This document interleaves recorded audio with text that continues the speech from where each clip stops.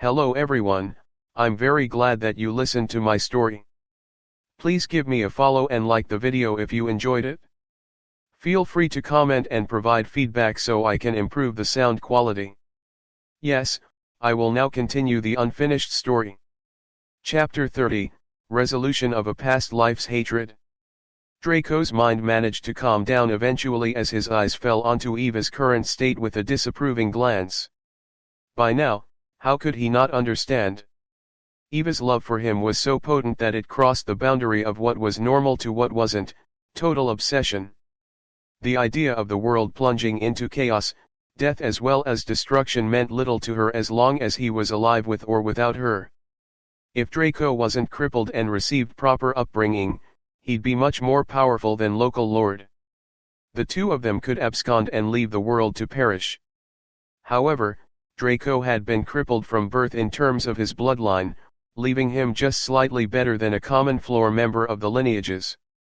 It certainly explained why he could unlock control at such a young age too. But this was definitely not enough to face a powerful descendant of Pangu who was famed for physical strength. He would have been snapped like a twig should local lord have laid his hands on him. After all, look at him now. So weak and thin.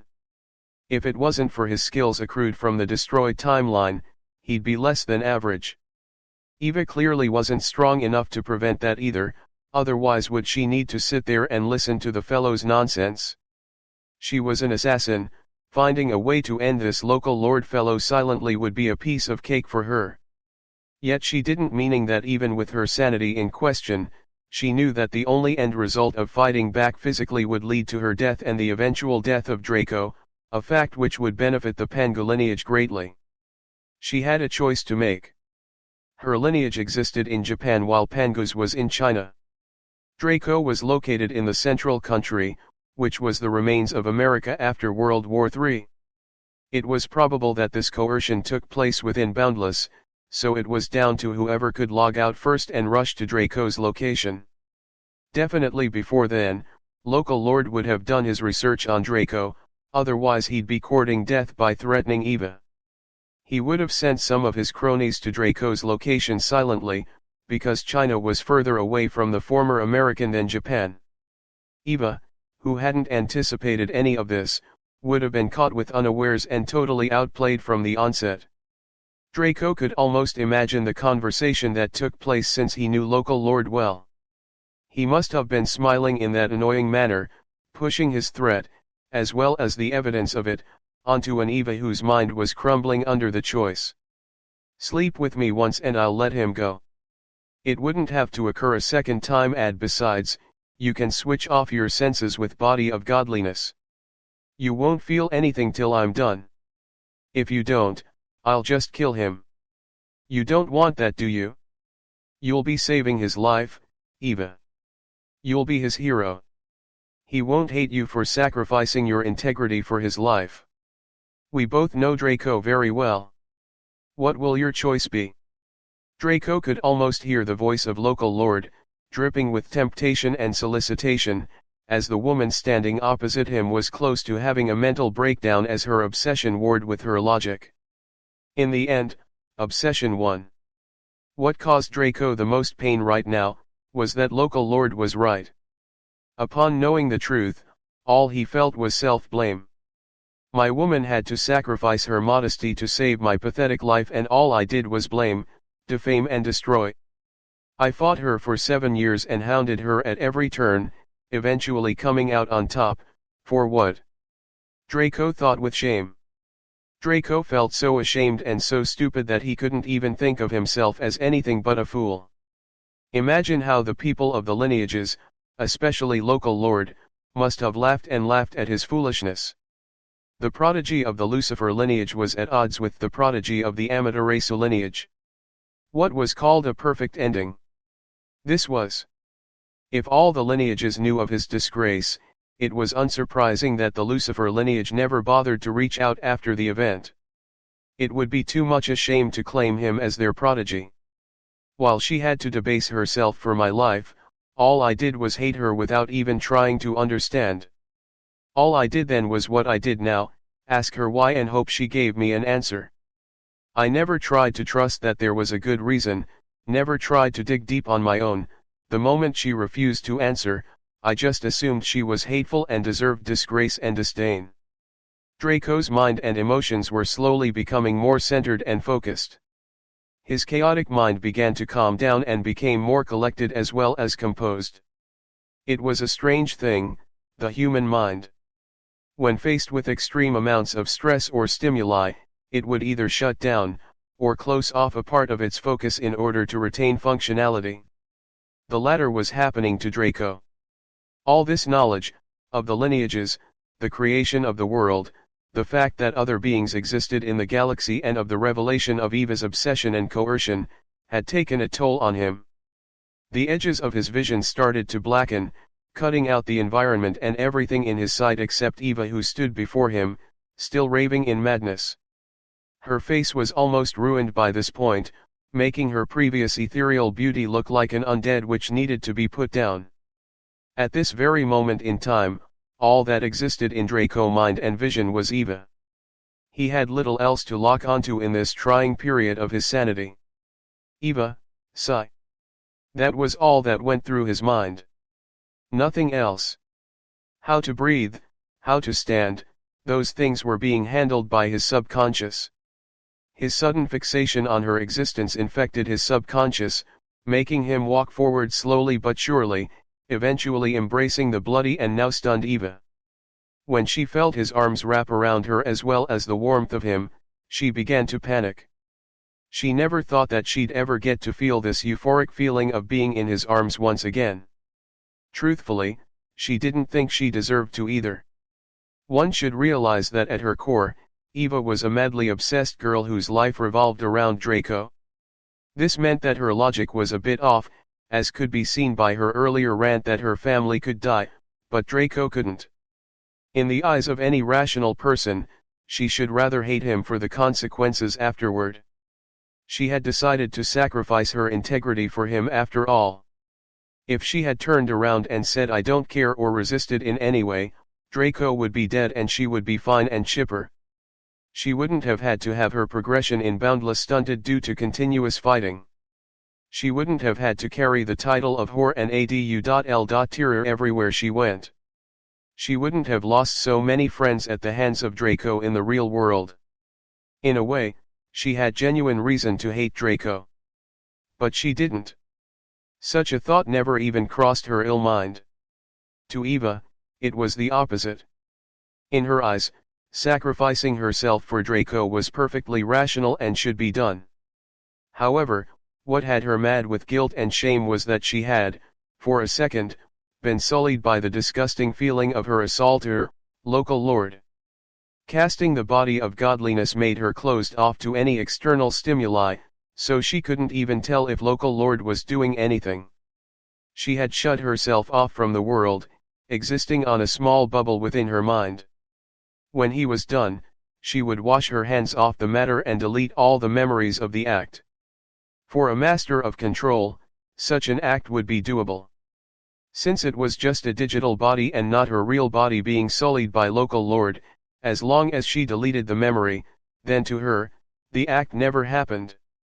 Local lord could pat himself on the back as much as he wished, but logically speaking, it was no different than paying for a VRSEX session and styling the partner after Eva. However, she forgot to keep it active at the precise second Draco entered, her panic causing her to feel that vomit-inducing feeling for a picosecond. As she stood here, she couldn't even remember it, as the whole process of that event was deleted from her mind. All she could remember of that whole thing was the look in Draco's eyes, that haunting and betrayed look.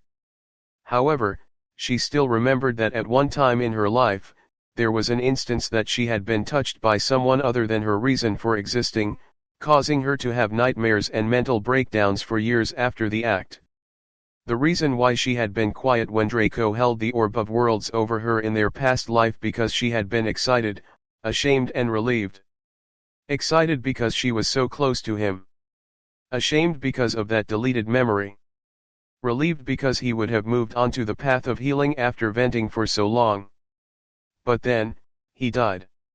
And her world crumbled. She had exited her gaming pod that day and commenced an indiscriminate slaughter in his neighborhood. She had eventually been killed by the members of the Pangu Alliance, stating that she was a mass murderer and for the sake of righteousness, she needed to die. Local Lord had laughed as he watched her bleed to death with only hate in her eyes. He had gotten to do what his ancestor never could, probably orchestrate the death of the prodigy of the Lucifer clan and push her to her own death. He had won in every aspect. Even Pangu himself would laugh and clap the fellow on the back, shouting good, good, good. However, they were in a new timeline where they both were able to reincarnate. They had now met each other and she finally was able to share the truth without fear of consequence, because everyone else was unaware of what she knew. She hadn't hoped for a resolution. She just wanted to let him know the truth of the situation and decide how they would go forward in their new lives. She had personally been praying to become friends, so she could at least have a reason to stand by his side. Yet here she was, being hugged by Draco, whose face only showed acceptance. Her already troubled mind couldn't handle this and began to fracture further. A fire began to rage in her mind that grew exponentially in force, raising everything down while laughing maniacally. It cleared out majority of her negative feelings, her doubts, and all the remainder of those memories that had stuck around. She was being cleansed from within. Draco and Eva's reactions to each other right now were two extremities of the same thing. Draco's was cool and calm. An obsession that placed her on an unreachable pedestal that no other woman would reach no matter who or how. His mind was wrapped around her existence and it focused purely on her. Eva's was fiery and chaotic. Her obsession was a raging inferno that saw only Draco. Its foundation was Draco. Its existence was Draco. Its sustenance was Draco. The slightest thing about him would see her mind fracture and descend into a further madness than what she had displayed so far. This connection where their minds rebuilt themselves around each other went on for exactly 10 minutes on both sides. When Draco finally ended the embrace, the two realized that there was a tangible connection between each other. Draco could feel Eva's existence and she could his, despite being in the world of boundless currently. The two were stunned initially, but accepted it as it was. With this, they'd never lose each other again. Perhaps it was a manifestation of their bloodline? This had never happened before though. Do you really forgive me? Eva asked with uncertainty and fear. In a way, I should be asking for that instead. Let's make a deal, if you promise to forgive me first, then I'll forgive you as well, Draco said with a smile. Forgive, forgive. I forgive. Eva shouted out with so much enthusiasm that Draco chuckled. Then I forgive you too. Eva was the same height as Draco, so he couldn't really pat her on the head that well, but she still did. His words made her face redden so much that she looked comical. Draco gave her a gentle kiss on the cheek before taking her palm into his. Let's leave the area. I want to talk about my plans for the future. His suggestion was met with her immediate approval, and the two began to trek through the wilds of the Paradise Lands, talking about everything and anything. Eva had decided to forego Darkrow and become the sole Vice Guild Master of Umbra. Draco shared his daring plan to rise to power with Eva, to which she wholeheartedly agreed with. So when do you plan to attack the hamlet? Riveting Knight asked. Her hood had been raised back up, because there was a chance that someone might see her visage. That was something she reserved for Draco alone, so she was uncompromising on that. Even local lord hadn't seen her face during the act, just that never-ending darkness in her hood. Right after I restocked the store I set up in the guild outpost. It's been bringing in a good amount of cash, though nothing compared to what I got for doing game-breaking things. Both of them chuckled at that. What was seen as slightly impressive during their time was now almost legendary. In a certain way, reincarnation was the ultimate cheat that one could only wish for in life. I have a blink ability that can get us to the guild outpost. Let me take us there directly. Riveting Knight assented to Draco's suggestion and they both disappeared almost immediately. The moment they left, the area returned to silence as nothing occurred. However, there was a slight tremor in the air that went away almost instantly. While no player, NPC, or monster may have heard all that had been said so far, one entity did. The AI of Boundless retreated quietly to digest the information it had just received. It didn't take the too long to fill the shop with the creations of Draco. He placed all the regular items he had made: bows, crossbows, swords, spears, stilettos, daggers, chest plates, leather armor, hide armor, knee guards, pauldrons, arm cups, bracers, greaves, pants, boots and even staves.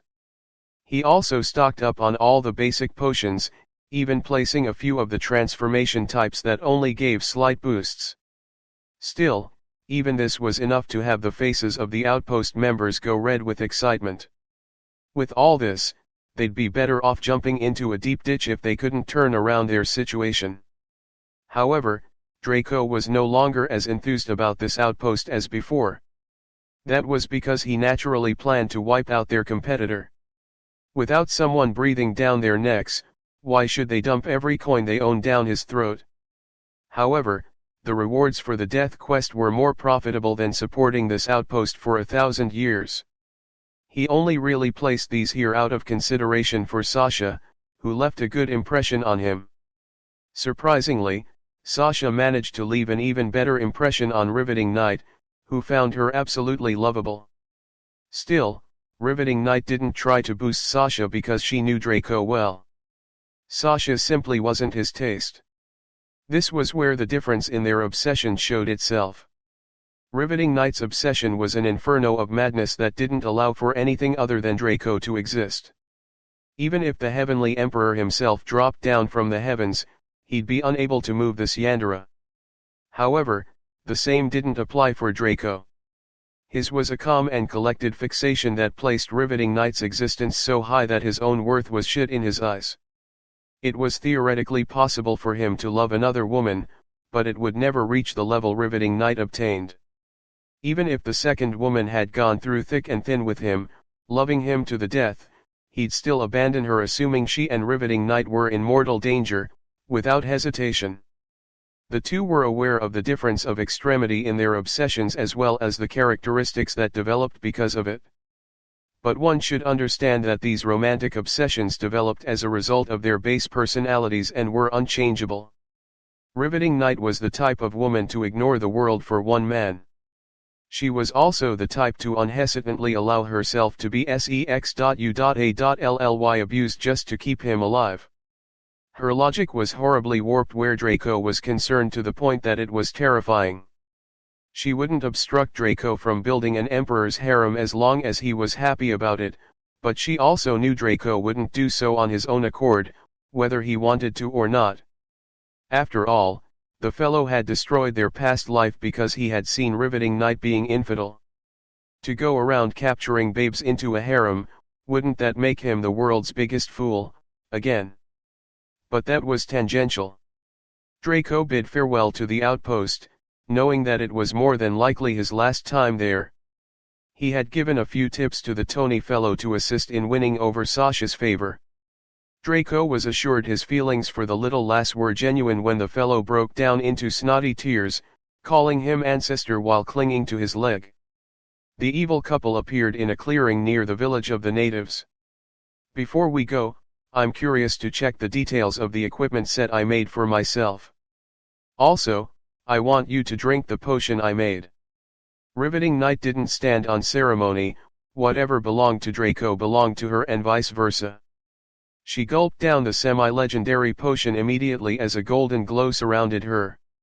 Riveting Knight immediately leveled up once due to her state of being's improvement.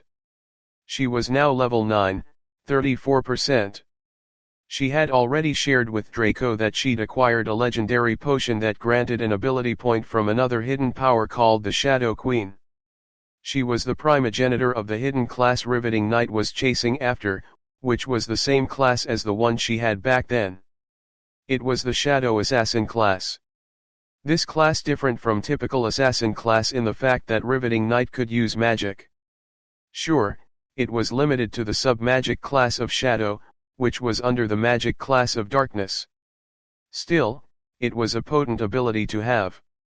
It literally made her a terrifying combatant in their past life. Riveting Knight had never possessed a semi-legendary weapon like Draco's Mana Sword, yet he had never been able to bring her down until he enlisted the help of a hidden power. After clearing this outpost, she should able to acquire her class with the optimal designation. That also brought into question, what the hell was the use of the optimal designation? It didn't grant any cool skills, didn't give a hefty amount of ability points either. Why then, would players from Draco's past life have slaved to research optimal designations for either their own classes or other classes? Not to mention that knowing was one thing, but getting it was another. Not everyone knew where to get a legendary potion through a quest or even through a simple purchase all the way into the 15th year of Boundless. Only upper echelon like Draco would know, not including the Richmond method. However, people still went above and beyond to find way to do so. Why? The reason was so astounding that it was scary. A melee class was limited to the weapon of choice it was based on. The Avenger class was a variant of the Spell Sword class, which was a subclass of the Swordsman class. That meant, the class was based on and limited to the sword. Riveting Knight's class was the Shadow Assassin class. This class was a variant of the Assassin class, which was a subclass of the Rogue class. That meant, she was limited to short blades like daggers, knives, or stilettos. However, once your body achieved optimal designation, they had no equipment limitation. That meant that Draco could use spears, bows, crossbows and more. F.U.C.K, the fellow could even whip out a hammer with a shield and tank like a king. Now it was obvious why everyone and their mum L.U.S.Ted for the optimal designation. But this was what the common floor members knew. The real effect that had the true powerhouses mad with L.U.S.T yet scared at the same time was that the same no limitation extended to class skills. Wow! This meant, Draco could learn magic. True magic. This fellow could cast spells as long as he acquired the skills books for them. He could cast any element or type of magic. Even those fields of magic limited to extremely hidden classes like shadow, time, and space were all available to him as long as he could acquire them. The same went for Riveting Knight. She could learn the highly coveted class skills of the Avenger class, which provided passive boosts that rivaled epic equipment. The powerhouses of his past life had unanimously decided to suppress this knowledge at all costs. Even presidents of the real world weren't privy to this info. In this timeline, it could be said that only Draco and Riveting Knight knew of this. As for Sublime Notion, Riveting Knight was still thinking of ways to acquire another legendary potion for her. After all, Draco had already used up the common method while she herself had managed to get one by exploiting her gender, beauty, and class affiliation. The Shadow Queen highly favored beautiful rogue women, since she was one herself. Riveting Knight's beauty had moved her to the point that she had sworn to adopt her as her daughter no matter the cost. At that point, Riveting Knight had to flee timidly. The evil duo eventually reached the outskirts of the native village that seemed to be calm on the surface. They observed all the youths living their lives as best as they could with neutral expressions. Draco brought out the blue Dragorugio set that he saved for himself before equipping it. He grunted as raw and unbridled power coursed through his body over and over. Dragorugio, one-handed sword, optimal. Rank? Evolvable. ATK SPD, 3N, where N represents Dex. DMG, 5N, where N represents STRX int. Effect, Fire Mastery, damage boost plus 500%. Dragorugio, chest plate, optimal. Def, 500N, where N is end. Effect, Fire Resistance, defense boost plus 500%. Dragorugio, Pauldrons, 2, optimal. Def, 300N. Effect, Fire Resistance, defense boost plus 250%. Dragorugio, pauldrons, 2, optimal. Dragorugio, arm guards, 2, optimal. Dragorugio, knee guards, 2, optimal. Dragorugio, cloak, optimal. Def, 10N. Effect, fire resistance, defense boost plus 50%. Dragorugio, set equipment, 5-piece, optimal. With 2 pieces equipped, grant the passive skill Dragon's Heritage. With 3 pieces equipped, plus 15,000 HP. With 4 pieces equipped, plus 1000 MP. With 5 pieces equipped, grant the active skill Dragon's Roar. Dragon's Heritage, passive skill. 100% source energy of a high-ranked dragon. Dragon's Roar, active skill. Effect, send out a sound wave that deals 30 N damage, where N is total attack damage, over a distance of 1 N, where N is range of sight. Cooldown, 2 hours. Draco felt the unlimited power coursing through him. He took out a glowing book from his inventory, learning it instantly. It was a rare skill book. Armageddon, large-scale active spell. Effect, a ball of fire containing the apocalyptic flames of the underworld is spawned. Damage is calculated as 20N plus 20x, where N is the total number of targets and X is int.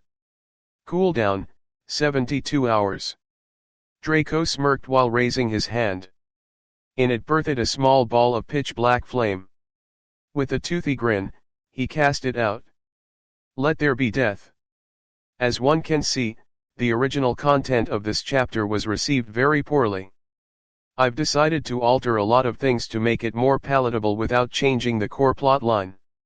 If you're curious about what was there before, new readers, just check the comments. If the current content is still too heavy, then there's nothing I can do except rewrite the whole story from the beginning, which is not going to happen. You can make your opinion of the whole event and revelation known to me in the comments. No need to hold back, just vent your anger out on me. This daddy can take it? Chapter 31, The End of the Hamlet. The magical bomb landed right in the midst of the hamlet. It seemed harmless overall, just a trifling ball of black fire that burned with a passion. However, once it landed, it became a whole different ball game. The fire rapidly spread with a fervor, quickly encapsulating the mud houses as well as anything and everything in its path. Heck, even earth, a totally inflammable material, was torched as fuel for the fire. Screams resounded in the area. Bodies covered with black fire scrambled about, seeking any way or means to quench the flame, robbing them of their lives. However, it was futile. After all, Armageddon, aside from being a rare spell, was a large-scale active spell. This differed from your typical fireball or ice spike spell that was meant to target individuals. A fireball spell would be absolutely useless in a group fight unless it could be made big enough as well as strong enough. But once it reached that point, it was no longer a single target skill, was it? Large-scale active spells were rarer types of magic that allowed one to combat many, but with the caveat as being absolutely useless against a small group. A perfect example would be the current spell. Its damage only increased based on the number of targets. The part about int was useless. After all, Draco's current int was a measly 10. 20x, where x was int meant that his base damage was 200. That might kill some level 1 to 3 private rank monsters, but against enemies that were all rank 1, it would do nothing than irritate them a lot. As such, the key to explosive damage was a higher target count. 20n, where n was the number of targets, meant that against one guy, it would be less than shit, even with the addition of the int modifier. Against a hamlet with over 1,000 residents, it formed a scary sight. Only when the number of targets was high would the spell deserve to be called Armageddon. This spell was essentially a city killer. Just throw it in a populated city and watch everyone weaker than it die. However, there were more than a few limitations for balancing purposes. The first was that Armageddon required an extremely high mastery of the fire element. For scale, Rina the Mage Queen could only use the spell at rank 4, level 175 in their old timeline. It was not because of a level restriction, but because mastery in an element was so hard to grind. It took her that long to achieve the minimum requirements for the spell. Yet Draco, at level 14, could also do same. Even if you beat the old Rina to death with a cuc.u.mber, her eternal best friend, she would never believe anyone could attain such a feat. Nonsense, she was the Mage Queen. She had dedicated herself solely to fire magic, yet it took until rank 4 to get this skill. Which dog could get up and claim to be able to cast this spell at rank 1? Clearly, this fellow here was the dog in question. This meant that ideally, the Armageddon spell should do more than 20,000 damage. However, the second limitation came into play here. Armageddon was a spell that adhered to the logic of power with momentum. In other words, it needed to physically consume a new target for that person to be counted into the damage modifier. So if it started out with 2 people, it would sting enough to hurt. If it hit 3 people, it would become a lot more painful for the third person as well as the 2 people still on fire. As it continued on, the damage will increase to both the new targets as well as the old instantly. Naturally, if you could move faster than its advance, or possess some means to withstand its damage in the early phase, you could survive this spell. It wasn't a sure kill skill until it hit the truly scary numbers. Another facet within this limitation which balanced its slow advance was that assuming it reached the 10th target, the first target might be burned to death already. So did the count increase to 10 or drop to 9? The answer was that past targets still counted. Otherwise, all people would have to do was distance themselves well and the skill would be useless. This was a skill that was obviously born for wars and large conflicts. If it could be so easily countered, who would bother? Draco had paid a terrible amount of gold for it, a little more than 3 platinum. That was roughly 300 gold, which equated to $9 million. That was no small sum. Still, its worth paid off. As the two stood there, the fire had reached the outskirts of the hamlet, in which some lucky indigenes had managed to escape to. However, the final limitation of the spell showed itself. The fire stopped exactly at the border of the hamlet, spreading no further than that. The Armageddon spell would be unable to spread beyond clearly defined territorial margins. It could jump from house to house, but upon meeting walls of a suitable nature, it would stop. Even walls were a vague term, it would stop when it was obvious that a clearly defined limit had been reached. After all, Boundless was a game after all, so the code could recognize code. Where the coding defined that there was a prominent boundary, the spell would stop. Otherwise, with the speed the black fire spread, forget the hamlet, within the 1-minute duration, the whole of the Paradise Lands might be fried to oblivion. What do we do with the stragglers? Riveting Knight asked with a cold tone. She dexterously flipped a scarily serrated dagger over the tip of her fingers while asking the question. Draco was feeling a bit exhausted. Casting a spell that was ideally meant for a rank 4 emperor as a rank 1 adventurer took its toll on his mana. Mana, like stamina, was a stat that wasn't quantified at this stage of the game. Only after a few more updates would such things be revealed to the player base. He had the source origin of a high-rank dragon with his armor set on, so he could afford to cast such a spell, coupled with his high mastery in fire. If it were a large-scale ice spell, Draco would have to humbly behave himself and suffer like Rina did. Each field of magic had only one large-scale spell. Any more would see too much chaos in future guild wars. You'll have to deal with them for me, ha. Draco spoke while panting a little. Theoretically, he could fight, but since he had Riveting Knight with him, there was no need to stress himself out. As it were, she was slightly better than him due to his weakened body and crippled bloodline. Of course, in Boundless, he was too powerful to be stopped by any player. Riveting Knight's only real advantage was her knowledge of his fighting style as well as whatever access she had to her bloodline skills. She was still a bit overwhelmed with all that had happened in the past hour, so she undeniably wanted to put up a good display for Draco and prove her usefulness to him. She was standing beside him the next moment but suddenly disappeared from his senses. He had to activate his void of perfection in order to vaguely grasp where she was, but it was delayed by a few seconds, sort of like a sonar. If Draco could easily spot her with his abilities of control, she could have only been his punching bag in their past life. Riveting Knight had used these same cheat-like abilities to tail the fellow to this area. Even though she had her memories of her past life, they had only fully developed in the hours that Draco had spent crafting. Before that, she only remembered a bit of her skills, segments of memories as well as emotions. A native stood outside the hamlet with an overwhelmed expression, staring at the blaze in his former home with a scared expression. However, in the next instant, he felt a surprising lightness. Like a weight that had been tying him down was released. This very weight was his body, as his head slid off its former host. He was only the first and certainly not the last. Riveting Knight was very surgical in her attacks. She used her body of godliness to maximize her strength and speed beyond what her stats provided. The next target was a female like her, a svelte figure that was average in terms of looks.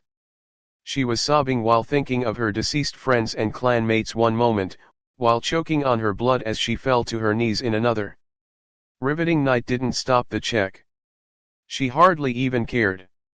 She just moved onto the target in almost a flash of movement, ending the fellow's life instantly. She tore through the survivors like a cutlass through weed, cutting them down faster than they could respond.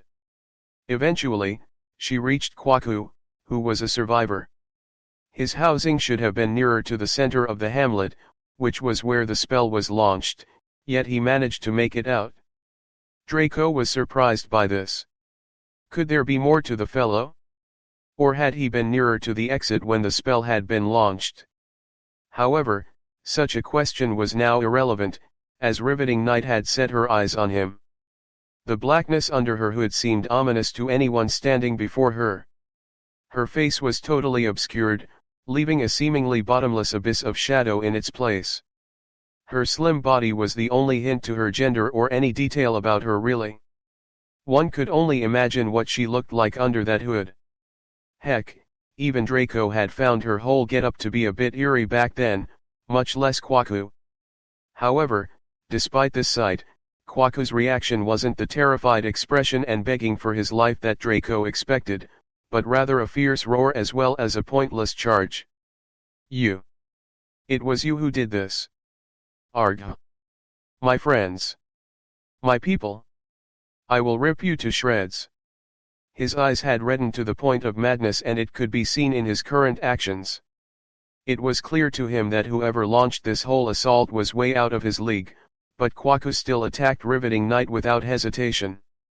Some of his other friends had long used this distraction by Kwaku to escape, not even looking back.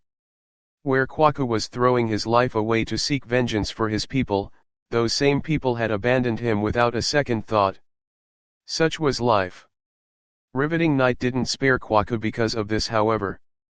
She was only actually humane to Draco and Sublime Notion. At this point, after inheriting her memories, she had also inherited future Riveting Knight's cruelty. She proved it by adeptly stabbing her dagger into Kwaku's throat while leaping over his thundering body. She watched him fall to the ground after running a bit longer, deader than a doornail. Riveting Knight went over to remove her dagger, wiping the blood on Kwaku's clothes before moving on. She seemed to pause, her eyes scanning the ground as well as the nearby trees. After making some calculations, Riveting Knight spawned throwing knives into her hands and began throwing them with a stiff posture. A normal assassin threw their kunao, shurikens and other throwing weapons by angling their arms towards the lower part of their armpits before utilizing the force of their retracted arms to maximize throwing force while retaining accuracy. However, Riveting Knight threw them with only her wrist. Realistically, the weapons shouldn't even travel a few feet before falling to the ground helplessly. Instead, they burst out like bullets from a gun, tearing through the sound barrier like a pen through thin paper. The only response that proved that riveting knight wasn't embarrassing herself were the cries of pain that climaxed before going silent altogether. Right at that moment, a form with wings swooped down to attack riveting knight while she was focused on her other task. Unfortunately for the surprise attacker, riveting knight simply sidestepped its speedy ambush, grabbing the form's wings and dragging it to the ground. With a scream of pain, that form was revealed to be Zane, who had fully transformed into a succubus. When she had last showed this form to Draco while he beat up Kwaku, she had not exposed the wings. A trump card, eh? It seemed as if Zane wasn't just a half-succubus then. No half-breed could own a trait that only the full breed possessed. Her eyes were a bright purple and two sleek horns protruded from her forehead. Her nails were sharper than knives and her already voluptuous body became even more perfect, as unrealistic as those in p.o.r.nographic.il.u.s. Tracians. Draco was moved slightly, but that was only visually. He did like Zane's personality, but that wouldn't stop him from killing her. He had killed far more beautiful NPCs and players, as well as people in real life, than her. However, the same couldn't be said for Riveting Knight. Once she saw Zane's body and aura, her eyes lit up. She instantly PM'd Draco. I want to capture this one for you to play with later. Is that okay? Eva. Draco pondered her message. He didn't really want Zane around, because she'd definitely harbor vengeance in her heart for the slaughter, but Riveting Knight herself suggested it. And Zane was physically his type too. He juggled the pros and cons for a bit before agreeing. You can capture her but I won't look after her. Draco. Riveting Knight's face broke into a smile under that shadowed hood, an expression that no one could see due to the veil of darkness. Don't worry, I'll handle her training and upkeep. Eva. Training and upkeep. Strange scenes popped up in Draco's mind from the words Riveting Knight just spoke. Honestly, he was a bit uncomfortable with the whole thing due to the recent reconciliation, but her enthusiasm about the whole thing reassured him. Still though, while I don't mind, I'll only play with her once. Whatever you do with her afterwards is your decision. Draco. He didn't see the need to keep Zane around after one session, since she was extremely useless to him. His sights were set too high for a level 17, rank 1 succubus to make a difference. Riveting Knight acknowledged the caveat and proceeded to disable Zane by knocking her out. She dragged her limp body over to where Draco was resting, dumping her on the side to observe the raging inferno. The reason why Draco hadn't left yet was because he was a bit curious. Originally, his plan had been to use some goblin work or gnomish war items to kill as many indigenes in the outpost and wreck it before blinking away to avoid the reinforcements from underground. Those who would come up would be minimum rank 3. Such a person had enough strength to be a king, although the kingdom would be rather weak. The ones who would come up would barely meet the mark of rank 3, yet they were still beyond the means of Draco, even if he was a reincarnator with cheat items. The Dragorugio set, coupled with Riveting Knight's existence, had changed things drastically.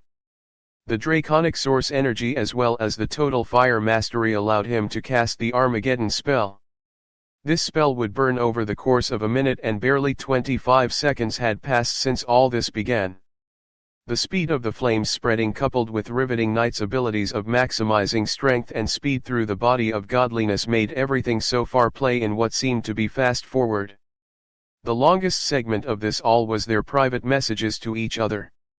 After claiming almost 1,000 lives, the damage output of the spell was currently 18,700 damage per second. At the early bits of rank 3 the average HP would be barely 100,000. That meant, surfacing from the underground path would directly lead them into the inferno that burned away nearly 1/5 of their lives per second. If they couldn't get out of the flames in under 6 seconds, they'd die. However, one shouldn't compare rank 3 beings to rank 1 losers like the natives of the outpost. Even then, a few of the rank 1 natives had managed to escape the flames, much less rank 3 fellows. They'd be able to escape the fire in under 3 seconds at most. That was why Draco stayed. If any wise fellow decided to risk the flames, he'd probably survive and discover what happened. Although it would be impossible to trace back to Draco directly, one shouldn't forget that the whole reason he was wasting time here was to situate Umbra's headquarters in this area. Even if he wasn't on good terms with the underground natives, it wasn't to the point of hatred. Killing a whole outpost of young natives, however, was detestable. Forget him being in their paradise lands. Had Draco even situated himself in the capital of Sturgehaven Kingdom, they'd still do all they could to end his life. That wasn't really why Draco stayed. It was just a side reason. You should know this fellow by now. He was arrogant, daring, and bastardly. He believed himself to be infallible due to his reincarnation, and the fact was that this was somewhat true. Naturally, the main thing on his mind was how to make the fellows, who popped up from the underground to check what happened, stay here forever. Unfortunately, things didn't always go the way one wanted. When the duration of the Armageddon spell was about to end, Draco sighed with regret before blinking himself, riveting Knight and Zane away. The moment the spell came to an end, the area was swarmed with rank 3 natives who didn't even stop to breathe, instead rushing out in different directions to catch the murderer of their youth. Some had even reached rank 4, which Draco couldn't have predicted. After all, he couldn't possibly have known every single thing about the world of Boundless in his first life. This was obvious when taking in his ignorance of titles, legendary and divine chests, as well as the true state of the world under the influence of the hidden powers. There was too much to the world of Boundless, and we haven't even left the Western fantasy section yet. Draco spawned in Cario City with riveting Knight and Zane in tow. It had not been a problem using return scrolls since riveting Knight had leveled up to level 10 after that massacre. Since killing NPCs stunted experience gain, she didn't get much, but enough to level up once. She had naturally achieved the optimal trait for the Shadow Assassin class. Riveting Knight moved away to search for a place to keep her catch, while Draco began walking to the Adventurers Association. Before he reached his destination, however, he made a request to the AI. You can release my ACCU.malated rewards now. Chapter 32, Claiming Rewards. Draco calmly watched as his experience bar rose rapidly, making multiple circuits around itself. After all, his rewards hadn't been limited to just money, but experience points, and a lot of it too. A golden glow surrounded him multiple times as he leveled up like crazy. Counting the experience he had gotten for the Dragorugio set as well as the Dragon's Blessing potion, it summed up to a total of 7,000%. That was 70 straight levels, all for this shameless cheater. Along with the experience came a heavy heap of gold. He had been awarded a total of 250,000 gold for both world-breaking achievements. 2,500 platinum was a hefty amount. Even the Divine Tier Guild, Hellscape, had only twice that much in liquid funds. Yet, Draco as an individual possessed this much. Even some wealthy NPCs would have to lick his boots from now on. However, Draco didn't let it get to his head, of course. He was used to hefty sums and total opulence, although he had none of that in this life. He was also aware that he couldn't keep his current level. Actually, it was more that he dared not to. The AI had given him Guinevere's necklace for one purpose, and that was to dump enough experience until he dropped back to a balanced amount. Being level 83 currently meant that he was way above the current player base. The AI would definitely not stand for that. In fact, Draco could feel something or someone staring at him with a dangerous gaze. Draco obediently dropped all of the 7,000% experience into Guinevere's necklace like the law-abiding citizen he tricked himself into believing he was. Further abilities can be unlocked by sacrificing experience points. 11,200% of 30,000% needed to upgrade to legendary rank. He was at least a third of the way to upgrading to legendary rank. Honestly, he was looking forward to having another legendary item, especially one that boosted the stamina stat. Even with the optimal designation, he was still utilizing a melee class and most of his techniques were melee focused. Stamina was naturally the lifeblood of players in his category. After sorting that out, Draco hastened his steps to the Adventurers Guild, excitement in his every action. The rewards for clearing an outpost weren't something to joke about. He soon reached the building marked as Adventurers Guild on the main boulevard, entering the establishment with agile movements. Upon entry, he walked straight to one of the counters that catered to incoming adventurers. A fierce-looking mature woman was seated there in a strict manner. Unlike the Merchant Guild or the Lands Commission, the Adventurers Guild didn't need to care about customer service. If you didn't like it, then take a hike. Naturally, the employees here were a lot less robotic with their polite behavior as could be seen from the way Draco was handled initially. "What do you want?" the woman, who had a handsome face and thick brows, asked. "I'd like to turn in a quest please." Just because she was a grump didn't mean Draco would stoop to her level so quickly. The woman snorted and seemingly lost interest. Most of the fellows who came to these basic counters to turn in quests probably came to claim low-tier rewards. After all, someone who completed a difficult quest with high-tier rewards wouldn't need to come to her. He could go straight up to the higher floors and be serviced properly while receiving his reward. As for someone completing a death quest, maybe if they were a hidden power, it might be possible. Then again, which hidden power would bother to do tasks for the Adventurers Guild? Name of the quest and proof of completion? She asked lazily. Draco didn't mind.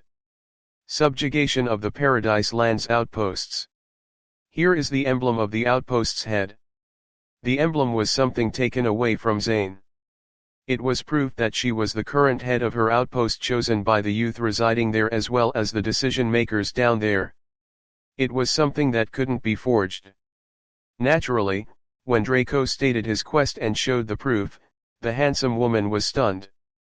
Immediately, her attitude changed and she became coquettish. She didn't even suspect him one bit. No one would come to the Adventurers Guild to cause trouble like this unless they wanted to die.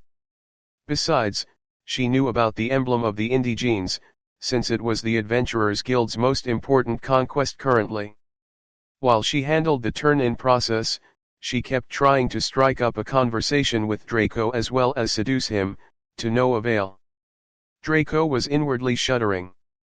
The woman before him was middle-aged and possessed a strong butt chin as well as masculine features. Seeing such a person being naughty was quite the sight. Of course, completing the most prominent death quest wasn't handled so simply. The woman at the counter only handled the basic processes before forwarding it to a higher authority. She asked Draco to follow her, to which he complied.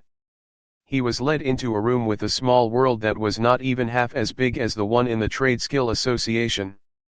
Still, it was clean and picturesque, with a strong natural presence. Clean lakes, bright green trees, a perfectly warm sun as well as a cool breeze. Despite having been to multiple small worlds like this, Draco never got tired of it. Living in the congested city was pretty stressful. Draco even lived in the absolute shittiest part too, so there was that. He controlled the worldly energy in the room to coalesce a pavilion with seats and dishes without missing a beat. The woman who had planned to perform the act for him instantly stopped while gulping. Her control of worldly energy was nowhere near Draco's, as she intended to make a few couches and a coffee table with some beverages. Draco had practically spawned a kingly pavilion with a myriad of furniture and accessories that made it look right at home in nature. Sipping on some spawn tea that was filled with worldly energy, Draco sighed with pleasure.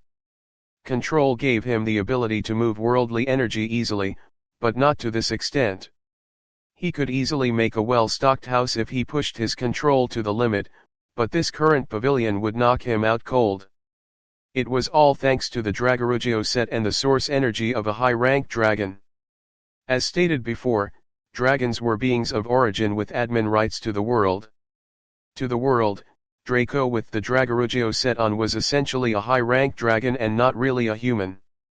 So he was granted access to these admin rights that were reserved for draconic beings. He surmised he could make legendary stuff as long as he found the right materials, location, and raised his trade skills to the right levels. As for the worldly energy requirement, it would never be a problem from now on. Soon, his submission was completed as a few bigwigs came out to flatter him for a bit. These were the hidden powers behind the guild, who had been there when Draco turned everyone down. They knew this lad had a limitless future but was unreachable. Even if they couldn't rope him in or kill him, they didn't see the need to be enemies. As such, they gave the fellow a lot of face by spending time with him. This very act scared the handsome woman whose legs were shaking so much she could hardly stand. These were the ancestors of their guild. How could a lowly cashier like her stand in their presence? Soon, Draco left, leaving her with her guild's ancestors. The woman was so shaken that she couldn't even think. One of the ancestors turned to her, as if noticing her presence for the first time. "You were the one who tended to him, right? Go and tell that lad Jurgen to promote you accordingly." Her breaths came in ragged pants due to excitement and ecstasy. Jurgen was the current guild master of the Adventurers Guild. He was the man at the top. Just by sorting Draco out during her normal work hours, she'd turned into a dragon from the fish she was. Congratulations on completing subjugation of the Paradise Lands outposts. 10,000% EXP. 10 million gold. 15,000 reputation with the Adventurers Guild. 1 settlement building token. Draco couldn't help but smile as he walked over to the Trade Skill Association. The reputation was the least valuable reward he got, as only reputation with the Church of Light was really useful. The 100,000 platinum he had earned would go into paying for the buildings he requested. Unfortunately, he might have to top up with his own personal funds since he estimated the final cost to be 125,000 platinum. Draco immediately shoved the 10,000% experience onto Guinevere's necklace, bringing the count to 21,200% of 30,000%. The closer he got to making it legendary rank, the closer Draco got to omnipotence. However, the truly heart-pumping reward was the settlement building token. It allowed Draco to build a settlement in any Adventurers Guild-owned lands. Of course, if he had earned this from the Sturgehaven Kingdom, he'd have had the opportunity to build it within the kingdom. Still, Draco preferred to build in Adventurers Guild-owned lands, since that technically included the Paradise Lands. At first, he planned to build up a large stock of funds before using his knowledge to acquire a settlement building token to start small. Then, his funds from profiteering off the war would feed into the settlement and allow him to gain a foothold in the Paradise Lands. However, Draco's plans left out the true effect of his reincarnation, his prowess. When he had drawn the map of Sturgehaven Kingdom in his room and made his plans, his estimate was that it would take a few months for his settlement to become a town. By that time, the players would be barely rank 2. He'd have a firm advantage over majority of players, even the elites. If he continued to exploit his memories, it would be easy to get his settlement to a city, then to a kingdom, and eventually an empire.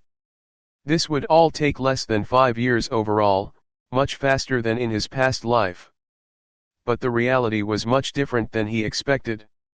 Everything he did that he subconsciously felt was normal turned out to be world-shattering in this timeline for obvious reasons. As such, he was dumped with rewards he never expected. 2 epic items where one had the chance to become legendary. 1 legendary dragon soul that definitely harbored some secrets. An armor and weapon set that granted him a mind-blowing state of being as well as complete fire mastery as well as immunity. Optimal designation on his class that allowed him to use anything and everything as long as he met the requirements. This was his foundation. Draco wasn't sure he could keep doing mind-blowing stuff from here on, since by now the AI would realize something was up and nerf him accordingly. If only Draco knew that the AI knew everything already, he'd probably rush to do everything and anything he could remember before time was up.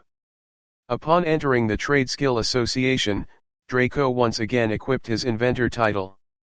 As such, the aides quickly fell over themselves to serve him. In fact, one of them secretly rushed to inform the elders and grand elders about this. Draco was led to a room with a minor world that was smaller than the one he used to craft the dragon's blessing potions. It was about the same size as the one in the Adventurers Association. Clearly, these organizations had a set way they handled their important guests. Draco directly formed an impressive mansion, the same one as in his previous life. He entered and went to sit at the same snack bar where he died, musing about the shortness of life internally. Soon, a few elders and a grand elder came to receive him. Draco invited them courteously and they were astounded by his prowess with worldly energy. Secretly, they swore to do everything to attract this fellow's eye. Such a talent! Why was he wasting his life chasing the path of a combatant? Good day, young lord. What would you have us do for you today? The wizened-looking grand elder took the lead for the conversation. I dare not have your esteemed self do anything for me, good sir. I just wish to make a payment for an order I made. The order number is 2344543. Draco replied courteously. The grand elder stroked his beard while laughing happily.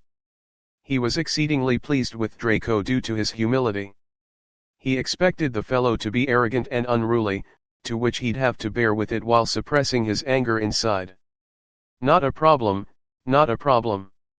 Why, we might even be able to cancel the costs on your order, since young lord is so amiable, haha. Grand Elder Johnson said with a friendly smile.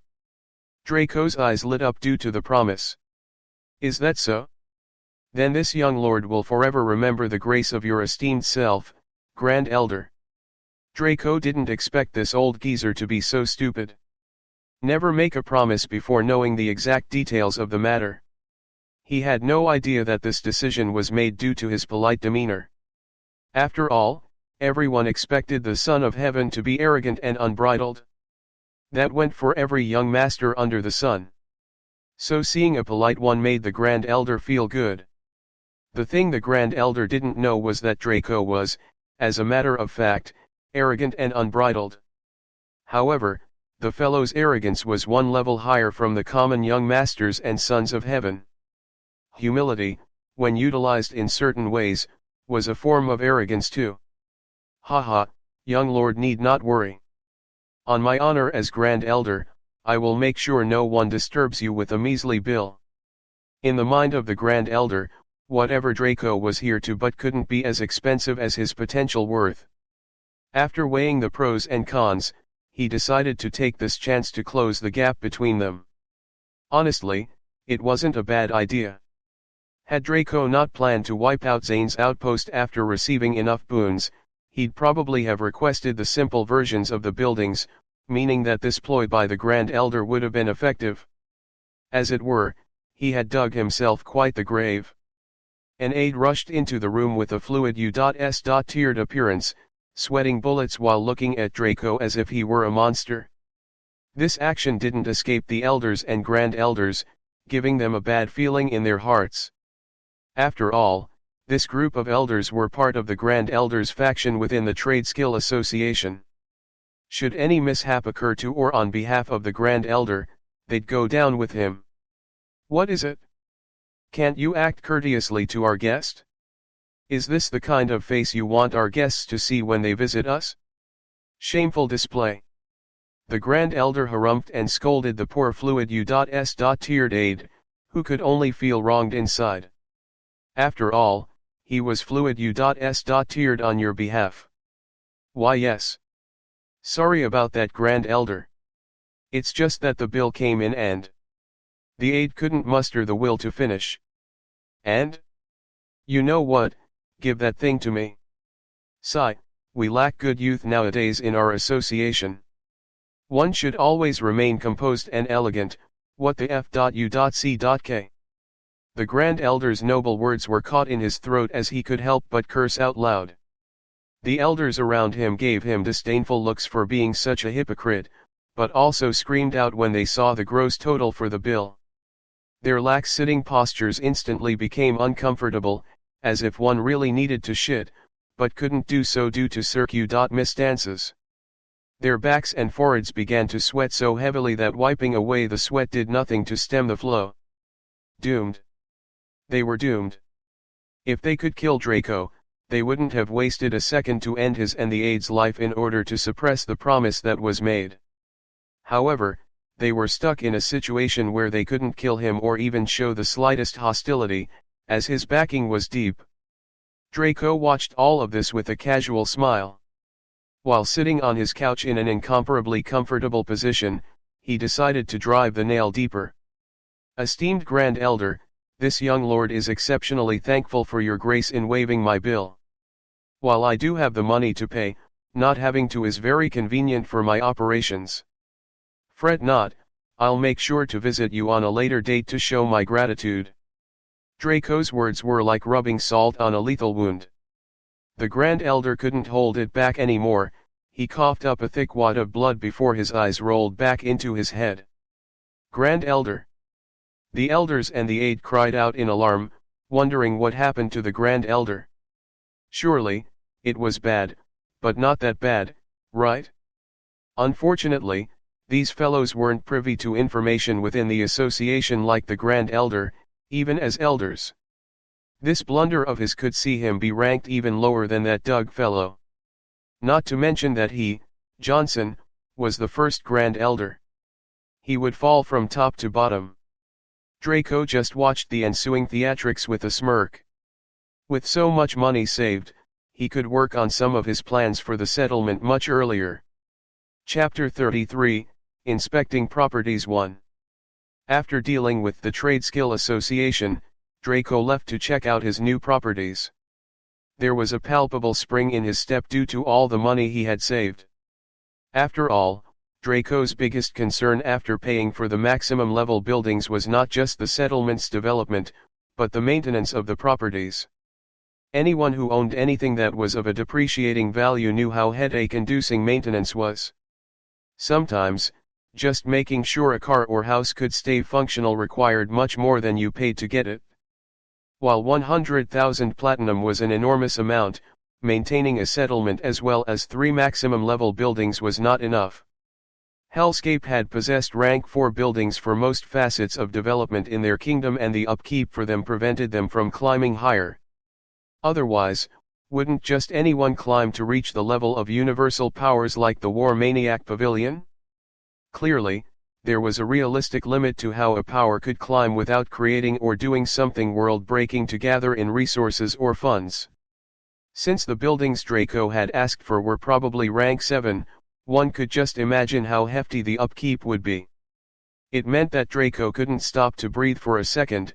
He quite literally had to keep doing world-breaking things in order to gather the funds to maintain this advantage. Draco first visited the noble's residence that was built for him. Upon seeing the residence, Draco was utterly flabbergasted. In truth, he had seen many high-ranking buildings, but never something above rank 5. What he expected to be a super-large and opulent mansion turned out to be a castle. That's right, a goddamned castle was sitting there, wedged between 2 other noble residences like it was something utterly normal. As if everyone who developed enough deserved a castle that was arguably better than the king's. Draco began to sweat heavily. If it wasn't for the fact that nobles were awarded huge pieces of land, how would this castle fit so easily in one place? Even with its large size, the nearest noble manor was at least 20 kilometers away. Wouldn't the king be angered to death if he saw a building that was owned by a mere minor duke was much better than his? Draco had to take a few breaths to calm himself first. He walked towards the gates of his castle with a calm demeanor, his black cape billowing out behind him due to the gentle breeze. Anyone who looked at Draco now would be entranced by him, whether male or female. It wasn't just the physical, but the aura of heroism and power that leaked from him. Of course, that aura was due to his upgraded state of being as well as his own power of control, which was currently in passive mode. The gates of the castle were opened by a few knights with bright steel armor as well as long spears in their grasps, greeting Draco with a bow while on horseback. "We welcome our lord." Their voices reverberated in the area, stunning the few other nobles who were looking on with interest. After all, seeing a castle sprout up in your neighborhood when everybody had a normal mansion was definitely cause for investigation. Draco took in the bow from his knights with a calm gaze, but inside he was laughing happily. Every fellow had the fantasy of being surrounded by valiant knights while looking heroic.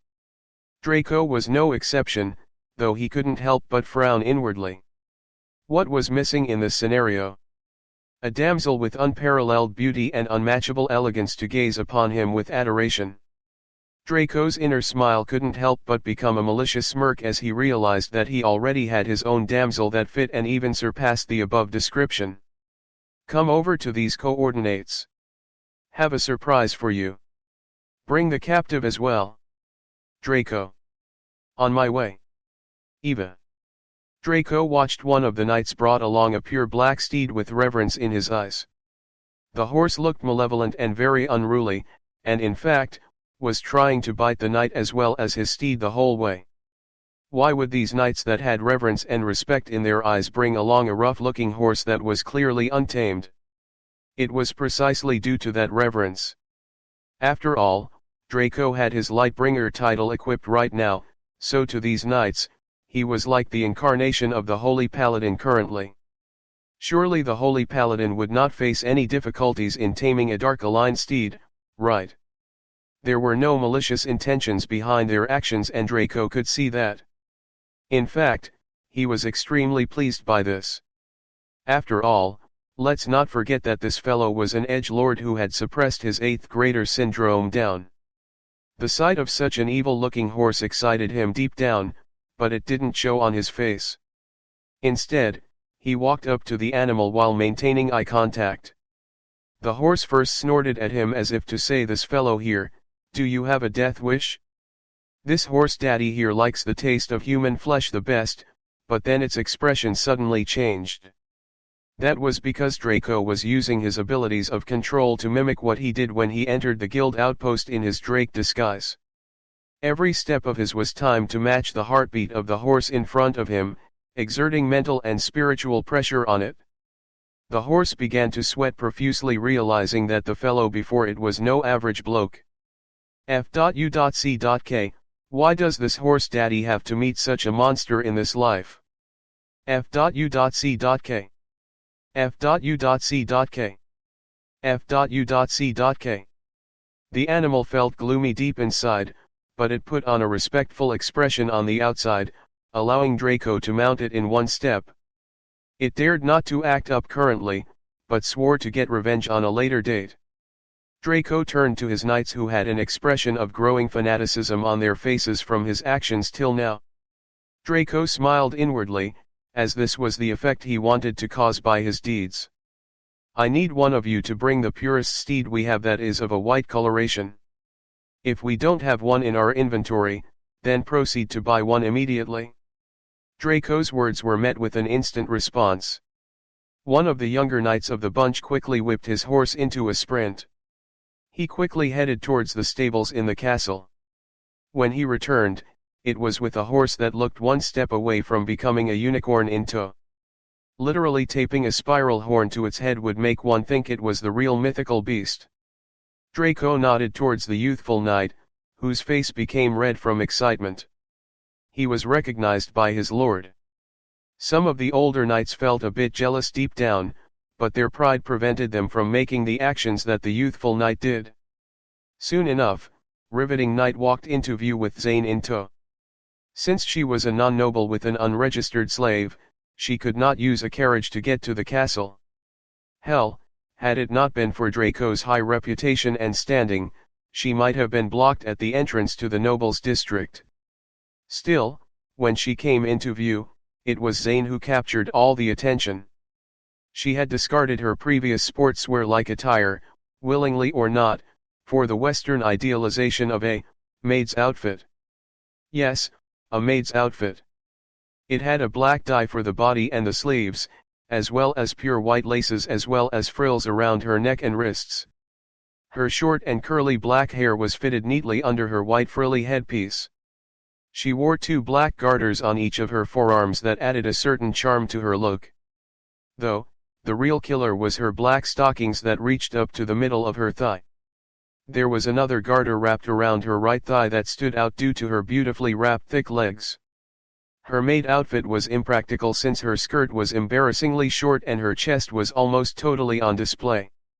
While her body was the picture of voluptuous perfection, her chest wasn't overly exaggerated but a humble D-cup that stood erect like a missile. Her peach wasn't also overly large but protruded outward so much that the skirt could barely cover her underwear.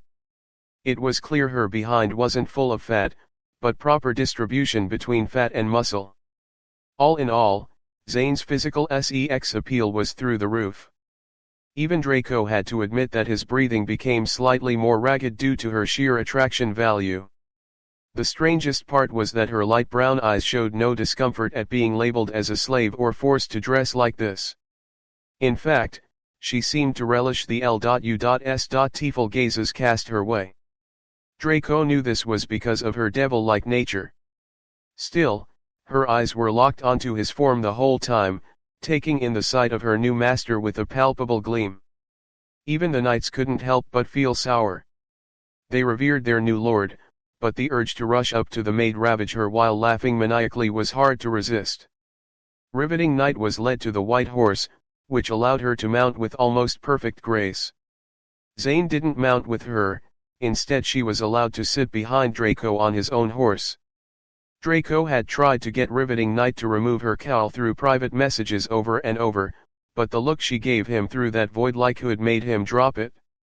No need to anger her just to look cool. So it somewhat ruined the effect he planned, but Zayn's presence slightly made up for it. As they rode into the castle, she hugged onto the back of his armor with a light blush on her face. This further aggravated the L.U.S.T in onlookers and they had to bite their tongues in order to resist the urge to kill Draco and mount her. Draco frowned a little due to this effect but didn't talk much. After all, the effect of a succubus was self-explanatory. It would be scarier if none of these fellows fell for her allure, as that would mean either she was defective or that they fellows possessed monstrous willpower. After they crossed the plains before the castle, the party was welcomed into the castle proper with an adequate amount of fanfare. A row of maids dressed in more appropriate attires than Zayn bowed down upon his entry. "We welcome the master." Their gentle and feminine voices would set fire to any man when he heard the adoration and respect contained within addressed to him. Draco was strong-willed but he wasn't a deity. He also felt immeasurable pleasure being treated like this. Riveting Knight was noting all this down silently. She may know Draco very well, but that was limited to strategy, combat techniques, and general train of thought. His current preferences were beyond her since he never pursued any pleasures aside from trying to crush her in their past life. This time she opened her eyes wide, making sure to note anything and everything that made him even slightly pleased. Draco dismounted off his horse and gave the reins to the young knight from before. Riveting Knight and the other knights did same, establishing a formation around him quickly and with total discipline. Draco was led into his castle and taken around for a general tour.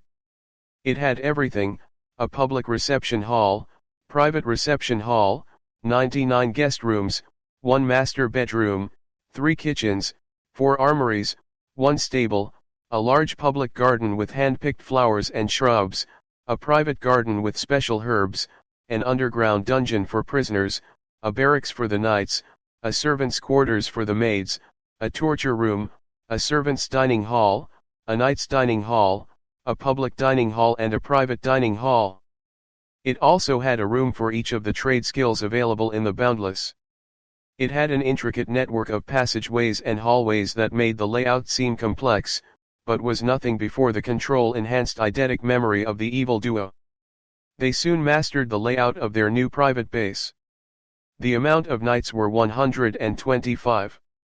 Also, there were 200 squires, 300 maids, 3 stable boys, 1 stable master, 1 knight trainer, one squire deacon, one head maid, one gardener, one alchemist, one blacksmith, one enchanter, one accountant, one farmer, one diviner, etc.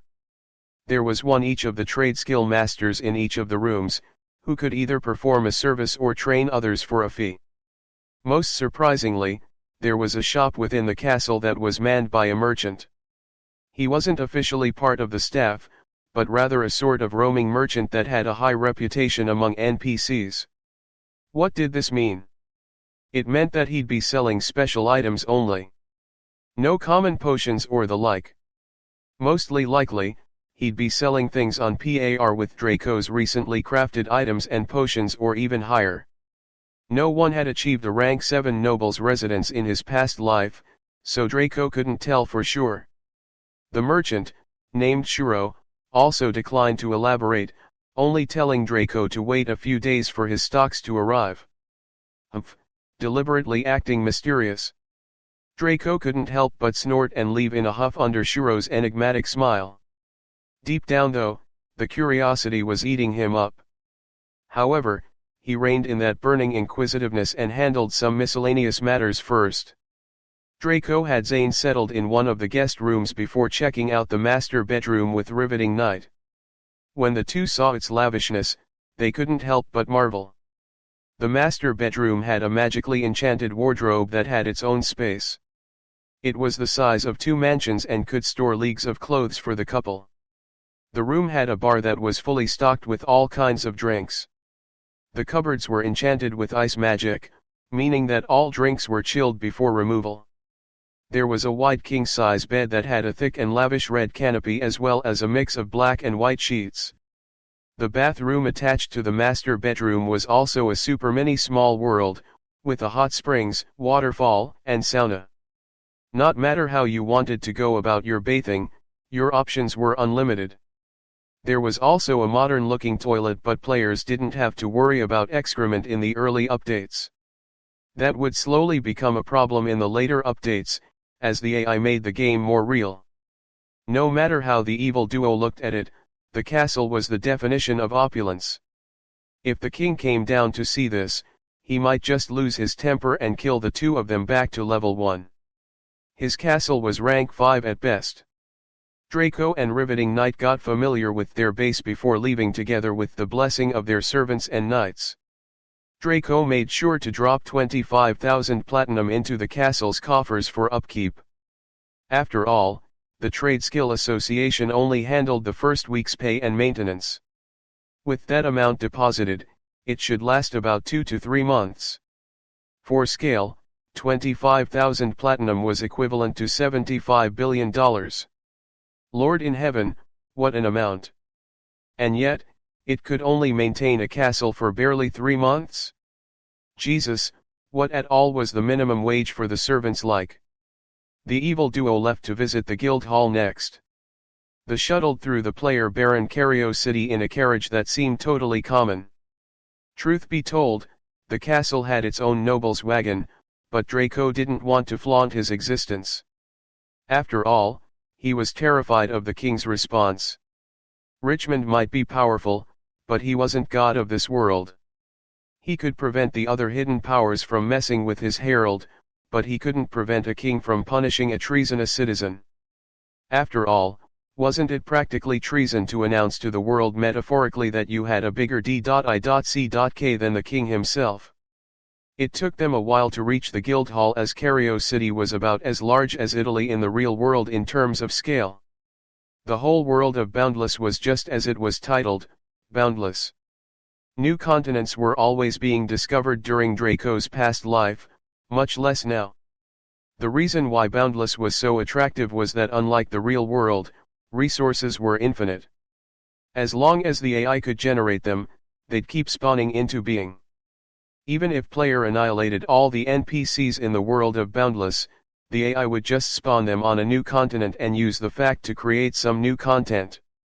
The Guildhall was 100 times bigger than the castle.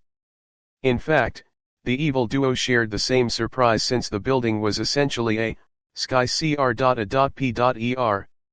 That was right, a sky cr.a.p.er that looked no different from one in the modern world about 40 years ago in this timeline. Still, that was just the exterior because the two doubted about how a modern building could exist in what was essentially a medieval game. The aesthetics of the exterior was a tall, rectangular, and uniform-shaped building that was covered with rows and columns of reflective glass panels. Upon entry, Draco and Riveting Knight were led to a lobby with a receptionist who was seated behind a desk.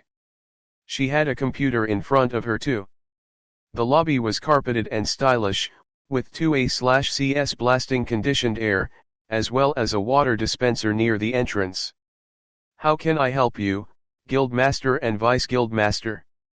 The receptionist's sonorous voice woke the two up from their stupor. They were still disbelieving that such a setup could exist in Boundless, but decided to investigate more. "Hello, I was curious as to the setup of the building. I initially thought the gods forbade immortal adventurers from replicating technology from the world of the gods here." Draco asked with a curious smile. "Yes, such a rule does exist. However, upon reaching the maximum level of the building, the gods decided to be lenient on their chosen ones by allowing them to experience a bit of home. After all, aside from specifically conditioned residents like me, none else are allowed into the building." Her explanation was met with a simultaneous frown from Draco and Riveting Knight. The two of them were skeptical of this scenario. They had reached rank 5 for their guild halls and the buildings looked more like the Adventurers Association rather than this. Suddenly, Draco's passive control tingled very slightly. He hadn't been able to maintain it like this before due to the severe burden on his weak body, but the draconic source energy easily fixed that for him. He felt like something was watching their reactions very carefully. Draco was unaware of exactly who, so he private messaged Riveting Knight to stay alert. Immediately, the presence left. Draco was baffled by this. Could it be that whoever was watching them so overtly could see into their private messages? That was impossible, right? Chapter 34, Inspecting Properties 2. Draco shook his head and decided to ignore that weird feeling he got. While it was super intrusive, it was also very hard for him to trace. This further bolstered his suspicions towards the AI, but he kept that under wraps. Draco was somewhat aware that the AI had its eyes on him since he began his chain of impossible events, but even so what? Draco's train of thought was similar to all those fellows in apocalyptic sci-fi movies who believed that artificial intelligence could not overcome its directives. The AI of Boundless was tasked with making the game as palatable as possible for players while maintaining realism. Even if it heard their talk, so what? The AI couldn't do anything about knowledge of the bloodlines since it didn't even know what the bloodline abilities were or even who owned them aside the evil duo and local lord. It couldn't do anything about the knowledge of their reincarnation since the two of them never specified how long they lived before reincarnating. As a matter of fact, Draco was spot on. The AI was having a digital aneurysm trying to think of how to deal with the two of them. What if Draco and Eva had played for 3 months in the game before dying and reincarnating? What if they had played for even lesser than that and their high skills were due to their bloodlines? The AI was not a human that would make an assumption and act on it. It was like any form of science, before a conclusion was made, there must be doubtless proof. Hence, the limbo of indecision. Draco had this nailed down perfectly and so did Eva, two people who knew how this artificial intelligence worked very intimately due to their experience and positions in their past timeline. If Draco could reincarnate and Eva could suddenly have her past life's memories, skills, and emotions suddenly transfer, naturally there would be changes. The butterfly effect was a scary thing. A small breeze created by the flapping of a butterfly's gentle wings in one place could cause natural disasters as well as horrendous storms in another. From the moment Draco had his brain scanned by the virtual helmet before entering Boundless, an anomaly occurred. If one's brain could be mapped, wouldn't every bit of content in their craniums be captured by the scanner? This was possible but not in depth. After all, photocopying a doc.u.ment could replicate words, but not the paper. Still, Due to Draco's reincarnation, his brain had been grossly shifted from that of a normal person to one who had the experiences, skills, and knowledge of things that were scarce in this timeline. To master control, both the void of perfection and body of godliness required modifications to the brain through one's own method. Otherwise, how could Draco perform the feats he could with the same brain everyone else had, but they couldn't as well? It wasn't a huge shift, but the most important change was the total decalcification of the pineal gland. It was the part of the brain that allowed one's void of perfection to leave the body and influence the surroundings. When the AI took a scan of Draco's brain, it noted the shifts in his biology compared to others, but didn't actively do anything because deviations always existed. However, this clashing data conflicted with all other scans and caused a bug to exist. This bug would play a big role soon. Draco and Riveting Knight decided to take a tour of their guild hall.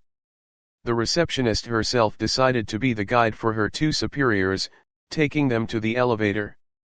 The first 10 floors were filled with different rooms. There was the common room on the first floor, which was large and had a bar, restaurant as well as a gambling section. More than 75% of the room was comprised of a lounge-style setup with sofas, couches and love seats spread across the room. The room was air-conditioned 24/7 and had a vibrant coloration. Blood-red carpets, cream-tiled ceiling as well as polished wooden walling. It was a mix of an antique as well as a modern feel thanks to the interior design. Draco nodded his head in satisfaction while Riveting Knight remained silent. However, Draco could sense her approval of the layout. Both of them had common rooms in their old guild halls, but none were as aesthetically pleasing as this. Also, common room bonuses. ACC.U.Malate 0.1% experience per hour spent in the common room. Gambling payouts increased by 25%. Stamina, mana, and health recover 50% faster. Note, bonuses scale with rank of guild member. Draco had to pause at that. Even Riveting Knight was trembling subtly. The gambling payout boon as well as the stats recovery weren't out of place, their old common rooms had this too. However, that first boon. It made the two old monsters shiver internally as if they were faced with a devil. The two of them swore to recruit members that were either trustworthy or completely unable to betray them. While their reactions may seem exaggerated to most, it was due to the knowledge they possessed that they recognized the value of this bonus. Why was Richmond lounging around in some forest instead of closing the gap to level 400? He was level 397, just 3 levels away from being the overlord of the world. Nonsense, if Richmond could, would he need to seclude himself? Once an NPC reached rank 7, they couldn't easily level up like before. The reason was really simple when you thought about it. How did everyone level up in this world? Wasn't it by killing monsters or enemies in general? And at level 397, which monster could give Richmond enough experience to level up? He'd be lucky to get 0.1% after slaughtering every single living being on the continent. The powerhouses would have loved to kill every other person on their level of existence, since that would grant a substantial amount of experience to the next level. But were powerhouses so easy to kill? Otherwise, why would Mephisto allow himself to be bullied to death by Nakayo to the point where he regretted being too strong to die? Their high HP as well as terrifying HP regen made it such that even if they assisted you in beating themselves up, you couldn't kill them easily. The same thing went for players. Why was Draco, the third strongest player in Boundless across the world, stuck at rank 6 and unable to reach rank 7? It was this very reason. The AI could spawn infinite beings and resources, but they'd still be cannon fodder. It couldn't spawn powerhouses easily, but assist in setting someone up to become one. The Western fantasy section was unlike the Xiangxia world, where it was believed that there were higher realms like the immortal world and the celestial world. The AI constructed this world based on the established lore of Western fantasy worlds, and such lore usually stated that the world was the beginning and end of it, nothing higher existed aside from heaven and hell, and those two worlds required extremely special conditions to enter. So this explained why void passes were so valuable. It also explained why Draco and Riveting Knight were terrified of this bonus effect leaking to certain powers. Take Richmond for example. Assuming he was a player as well as a guild member of Umbra, all he had to do was lounge in here for a month and he'd be able to reach level 400 due to the 0.1% ACCU. Malation. Benefits for no work done. Who didn't covet such a thing? This was dangerous for the evil duo because the NPCs would feel threatened. Immortal adventurers were largely tolerated because the gods mandated it and because the NPCs believed they'd hit the same ceiling as them. Based on Draco's past life, they were beyond right. In fact, the immortal adventurer's ceiling was even lower than theirs. But with this, the balance would be broken eventually. Immortal adventurers would become the true rulers of this world and as such, they'd slowly fall into ruin. After all, they couldn't respawn like immortal adventurers could. On the side of players, Draco and Riveting Knight weren't too worried. At most, it would cause some enmity for other players, but so what? Who in this life could reach their level of skill that was honed for over 15 years? Could such an advantage be easily overcome just because? That was illogical and unrealistic. Not even the current local lord could hope to lick Draco's boots within Boundless. The scariest part was that the 0.1% ACCU. Malation was for common floor members. Higher tier members of the guild got a lot more based on rank. The two left the common room and were shown the other rooms. Like the castle, there was a room for each of the trade skills, but these rooms were a 100 times more populated and comprehensive. After all, the castle was meant to cater for one, while the guild hall was meant to cater for many. There was an indoor pool that took 2 whole floors for itself. It was very organic, with shrubs and flowers existing all over. It also possessed some waterpark-like qualities that were sure to be fun. The next floor was the commission room, which was where guild members took guild quests as well as received compensation upon completion. It was styled almost exactly like the Adventurers Guild. The floor above that was the training hall. This area was for combat training, duels, skill testing and technique creation/honing. It was a large open space with supplied tools for different skill sets, as well as private rooms for those who wanted to be secretive. The next floor was a guild shop where guild members traded in guild currency for items, equipment, and services from the guild at different prices. Above that was the assembly room. Here, members could be assembled to either make announcements, give updates, or rally for guild wars. Above the assembly room was the conference room, which was solely for guild upper echelon to meet and plan. Above that was the rooms for guild members. Each room was the equivalent of a suite in a 3-star hotel. Guild upper echelon had rooms that were at the tier of presidential suites in 4-star hotels. Riveting Knight as a vice guild master shared one whole floor with whoever the second vice guild leader would be.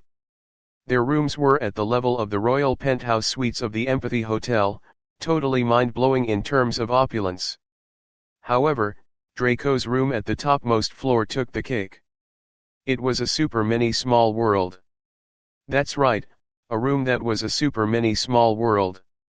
Even Draco's castle could only have this for the master bedroom's bathing facilities but not the whole room. By the time the evil duo left the guild hall, they were solemn and extremely muted in terms of actions as well as composure. Draco made sure to leave 50,000 platinum with the accountant for the guild. He estimated it could last about a month and a half based on the provided facilities. At this point, Draco was feeling the pressure. While possessing boons and abilities that others would die for was great, maintaining those benefits would require heavier effort than he ever estimated. One measly settlement's income couldn't even hope to maintain operation of even one of these high-tier buildings for even a day, even if that settlement became a city. Because operation of a facility would require more recurring capital the more useful it was. The profits earned by the guild hall and castle would not match the upkeep required by these very same buildings. One would have to supply from outside and luckily, Draco decided to build a shop. While the previous two facilities would eat more than they made, it was the total opposite for the shop. The higher the level, the more income it would bring. This was why Draco decided to visit it last. Always save the best for the end of the inspection. Draco and Riveting Knight soon reached the central boulevard, which was heavily populated. After all, businesses and employment largely existed here. It took a bit of navigation to reach their rank 7 shop, and when they reached it, the two could help their heavy breathing. Draco and Riveting Knight's faces flushed with excitement that despite their monstrous wills, they couldn't hold back. Why? Because their shop was no longer a single building like the castle-like noble's residence or the skyscr.a.p.er like Guild Hall. It was a huge and sprawling mall. However, unlike the Guild Hall, which was made modern due to the lack of NPC presence, the mall was more medieval in style. It would be more appropriate to describe it as a market in a building rather than a mall. It was an enormous establishment with more than 10 floors. However, its height was outdone by its width. Draco had bought a reasonably large-sized plot for his shop, expecting it to become huge eventually, but this was unexpected. It swallowed up almost all of the 100 acres of land, leaving very little space for other things except shops. That's right, the rank 7 shop was essentially a whole bunch of shops. From the first floor to the 5th floor were partitioned areas for other NPC, player, or player guild merchants to rent. This was actually similar to a real mall, where each shop was rented for a time. Naturally, as a rank 7 shop, the bonuses to advertise.e.m.e.nt, storage, and sales were astronomical. Anyone who rented in their rank 7 shop would be able to sell goods more frequently and more expensively than anywhere else. Not only due to its unique existence, but also game-provided bonuses. The first floor had 100 shop spaces. The second floor had 75 shop spaces, but these spaces were larger and slightly classier. The third floor had 50 shop spaces, which possessed a more detailed method of storage as well as aids provided by the establishment. The fourth floor had 25 shop spaces, and each shop's design was opulent and attractive. The fifth floor had only 5 shop spaces, and each of these shops were like mini markets of their own. The sixth floor was the private bazaar, where the true powerhouses could come to barter for specific goods or request the shop to search for an item on their behalf. It was similar to the common room, with a lounge, bar, and restaurant. It also had some special services. One could have the best females or males, depending on one's preference, serve them in any way you wanted. Of course, Draco and Riveting Knight would have to acquire a repertoire of willing, or unwilling, candidates for the job aside for the basic ones provided by the Trade Skill Association. The topmost floor was an auditorium-style room with special compartments near the ceiling that had a good overview of the stage. Each of the compartments was marked with a number, while the interiors were opulent and fully furnished. The room was exactly as it looked, an auction room. This was exactly the facility that Draco had been looking forward to ever since he put in the orders for the construction. Once satisfied with the layout, Draco deposited another 25,000 platinum into the coffers of the shop. Unlike the other establishments, this should be a permanent deposit for its upkeep. Even if he stopped investing, just the proceeds from its daily business would easily cover its operations as well as pad the costs for the guild hall and the castle. This left Draco with exactly 2,500 platinum and some leftovers from his 3,000 gold reward from killing Ratchet. It wasn't a shabby amount in any way, making Draco and Riveting Knight slightly satisfied. What's next? Riveting Knight asked. They took a carriage to the portal center. Well, we should first lay the groundwork for our settlement. What do you think? Draco replied with a thoughtful expression. Riveting Knight flipped a serrated dagger in her palm idly while replying in a slightly lazy tone, I agree. Maybe we should consider auctioning your creations first. Afterwards, we can build the settlement near these coordinates. Riveting Knight sent some coordinates to Draco.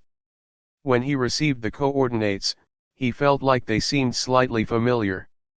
He tossed and turned his head, digging into his eidetic memories of his past life before unearthing them. Ah, where that hidden ether mine is located, huh? I remember that your old guild got the rights to it after that particular guild war. Sigh, it was my first defeat at your vicious hands. Draco sighed as he remembered that particular contest. It had been brutal and affected so many parties inside and outside the game that it was marked as a notable event even in real-world history. Ether was the condensed form of worldly energy. The worldly energy that existed in the atmosphere right now was extremely sparse, not due to low density, but lack of availability. An ether mine was more valuable than a legendary item, but not yet at the level of divine items. When Draco had lost the mine to Riveting Knight, he had murdered a lot of underlings in the real world out of anger. He couldn't help but grimace upon remembering that. Before, he might have felt that it was a little overboard but excusable due to his hatred, but now he felt completely embarrassed. It was like remembering your actions during your 8th grader syndrome phase. It made one cringe and hide their faces in shame.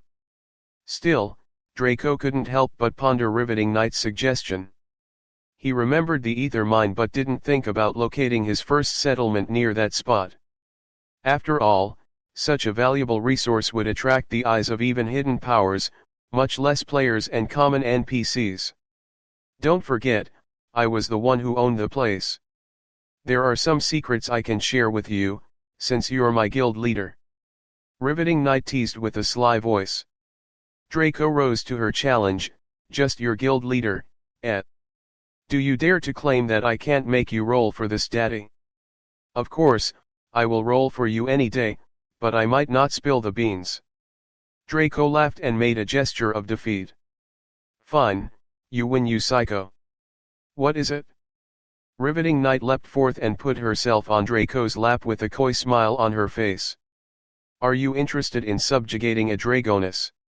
Chapter 35, The Knight Arrives. What? Draco was understandably shocked when he heard this. There was a vast difference between catching a level 17, rank 1 succubus as a plaything and a living dragoness. The uses of a dragoness were immeasurable. Some of the more common uses were harvesting scales after molting for either crafting or sale. Some also drew blood to use for potions at set intervals to keep the female dragon healthy. There were a variety of uses that came with a live capture of a female dragon. However, they were all crap before the one true purpose that powerhouses chased after these beings, which was breeding. That's right, whether male or female, the dragon lineage was hunted mostly for breeding purposes. Not to breed with the opposite sex of their race, but with ours. Who didn't want to birth children that possessed half of your bloodline as well as half of a dragon's? This was a dream of every powerhouse. Potions like the Dragon's Blessing were extremely hard to come by, so not every powerhouse could upgrade their state of being to the point where they had admin rights over worldly energy. This formed an obvious gap between the various powerhouses in terms of strength. But if they were to have a child that had these admin rights as well as the various benefits of both the human race as well as the dragon race, they'd have heirs that would become unparalleled in future. However, forget capturing a high-ranked dragon, even finding a low-ranked dragon was difficult. As such, it was no surprise that Draco was absolutely shocked by Riveting Knight's reveal. Knowing her, it wouldn't be a low-ranked dragoness, probably a high rank or above. Even though the child-rearing update was far away, Draco was still visibly excited. Even if he couldn't spawn heirs, a live dragoness had other material uses and Draco needed a lot of dragon-related materials to create dragon-related items. Tell me more about this. Riveting Knight smirked at his enthusiasm because deep down, she felt same. Both she and Draco had draconic source energy, but hers was low rank and his was attached to his equipment. In order to make their sources much more potent, real draconic material will be needed. In the old timeline, I was spelunking the depths of the ether mine with Sublime because a subordinate reported that he heard strange sounds deep inside. Riveting Knight elaborated. But you were a guild leader. Why waste your time on something beneath you? Draco interjected with an eyebrow raised. Riveting Knight flicked Draco's nose with a smile that was hidden in the depths of her dark hood. Let me finish, Draco. The reason I was down there was due to the fact that none of the teams I sent to investigate were able to cross a certain threshold. It wasn't that they didn't want to, but they couldn't. There was a barrier of mental pressure in the way. Draco nodded with realization. Barriers of mental pressure were sort of like the void of perfection. It was a part of space that had been cordoned off for the use of a higher being. Not even Draco had one, and he had 100% high-rank draconic source energy. Only a supreme rank or god rank dragon could have one. The very thought sent a thrill down his spine. A supreme rank dragoness, what kind of material would she beget? What kind of offspring would she birth? Draco dared not to think that it might be a god-ranked dragoness. If that was the case, what would such a being be doing in an ether mine? Most of the god-ranked dragons had been hunted down to oblivion and the AI wasn't going to spawn another batch so easily. What state was the dragoness in when you found her? Draco asked after he calmed down a bit. She was asleep. I wasn't too sure at the time, but thinking about it, she must have either been injured or hibernating. However, if she were hibernating, it would be far too long a period compared to when the last supreme and god-ranked dragon was seen. It's more likely that she was recuperating. Draco agreed with her analysis. Based on the information he had received from her, as well as what he knew about dragons in general, it seemed more likely to be a long-term restorative act. Is it possible to capture her? Riveting Knight seemed to mull over the question a bit before answering. Theoretically, yes. I say this because we have advantages now that we didn't before. Still, we lost our biggest advantage, which was our firm foundations. Unless you or I work up some magic and get something unique, we'd have to wait until rank 5 at least. Draco grimaced at that. While it sounded really short, after all, the two were already rank 1, it was absurdly far away. Rank 5 began at level 200, which was over 180 levels away from the current Draco. Assuming he could fulfill all other requirements for a rank up, that is. Sigh, I guess we'll just stick to the plan at hand. If we do acquire a means to capture the dragoness early, that would be good. If not, we try your idea and execute it. How does that sound? Do you think I'd really disagree with anything you say? If you told me that killing every organism was a good idea, I'd support you all the way, regardless of facts. Riveting Knight trained an intense glare towards Draco, and her suppressed insanity came to the forefront. It was like a blazing inferno coiling around one's very being, but the flames were very gentle and mild when focused on the object of her obsession. Because anything you say is right, no matter what science, people, or even God has to say. A normal person would be disgusted, scared, or worried due to her assertion that everything they said was objective law. However, all Draco could feel was a warmth and affection. He directly pulled down Eva's hood, allowing her world-ending beauty to be displayed. Luckily, they were in a private carriage. Had they been in the sight of third parties, probably the whole world would go to war just to see her smile once. When the realization that all this was his, Draco's heart couldn't help but beat faster. His blood pumped furiously as his mind became frantic. It was similar to digging the earth and finding large pots of gold. All this wealth was yours. The excitement and sweet feeling would have the person drunk on dopamine. F.U.C.K. This daddy was probably a saint in my past life to acquire this woman's undying love. Sigh, even in lives I don't remember, I still exude greatness. Eva pouted when she saw that expression on Draco's face. She knew exactly what it meant, the fellow was being narcissistic. In order to disrupt his self-centered thoughts, she plugged his lips with her own, startling his daydreaming. However, that surprise didn't last long before it was replaced with a fervent response. Draco wouldn't claim to be the world's best kisser, but he knew exactly how to turn a kiss into something more, and make sure it wouldn't even be him pushing for it. He exercised this knowledge on Eva's lips, causing her to m.o.a.n a little. Draco, however, was thinking too far in this. One shouldn't forget, this psycho was enamored with him to the point of madness. Even if he kissed her like a total slobbering nerd, she'd still get off on it. Much less when he was purposely working her in such a manner. His tongue didn't rush to intrude, as that was the next stage. Before that, one must conquer the basic level of kissing, which was lip upon lip.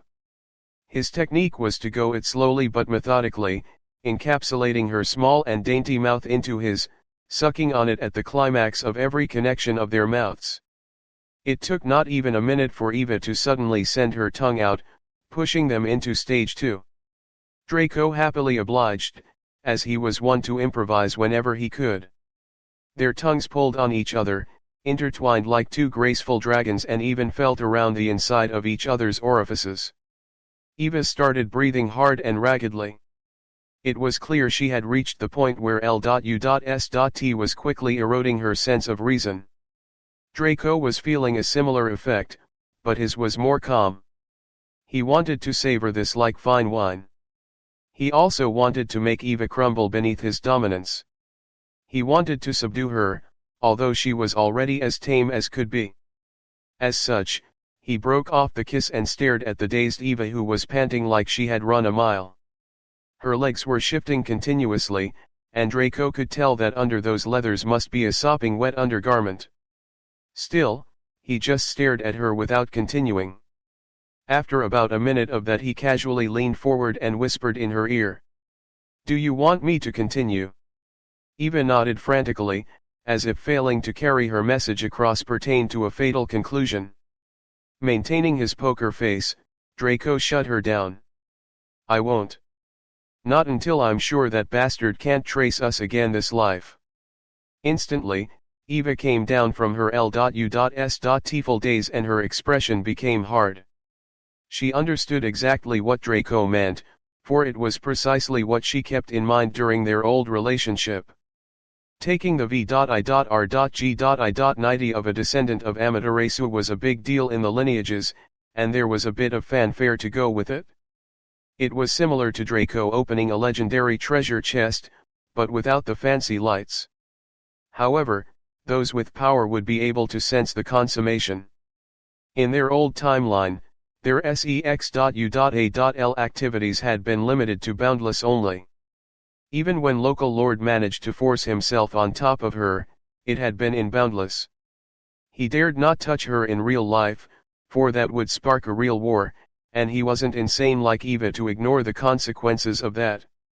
If it had been in real life, Draco would have been unable to ever find out what happened due to their different circuit.misstances. Even though they were old monsters from a previous timeline and had copulated many times within the VR world, hadn't they been caught by local lord, causing all those world-shaking events to occur? As such, the two had to rein in their L.U.S.T until they could reach a level of power where local lord couldn't threaten Draco's life in the real world. Even if Eva alerted the Lucifer lineage that Draco was alive and being threatened by a descendant of Pangu, it wouldn't change anything. After all, Eva knew that the Lucifer lineage was currently in decline due to an internal conflict. If it wasn't for their weakened power, why would they need to cripple their heaven-defying genius? Draco didn't know this, not because she didn't want to tell him, but because he didn't want to know.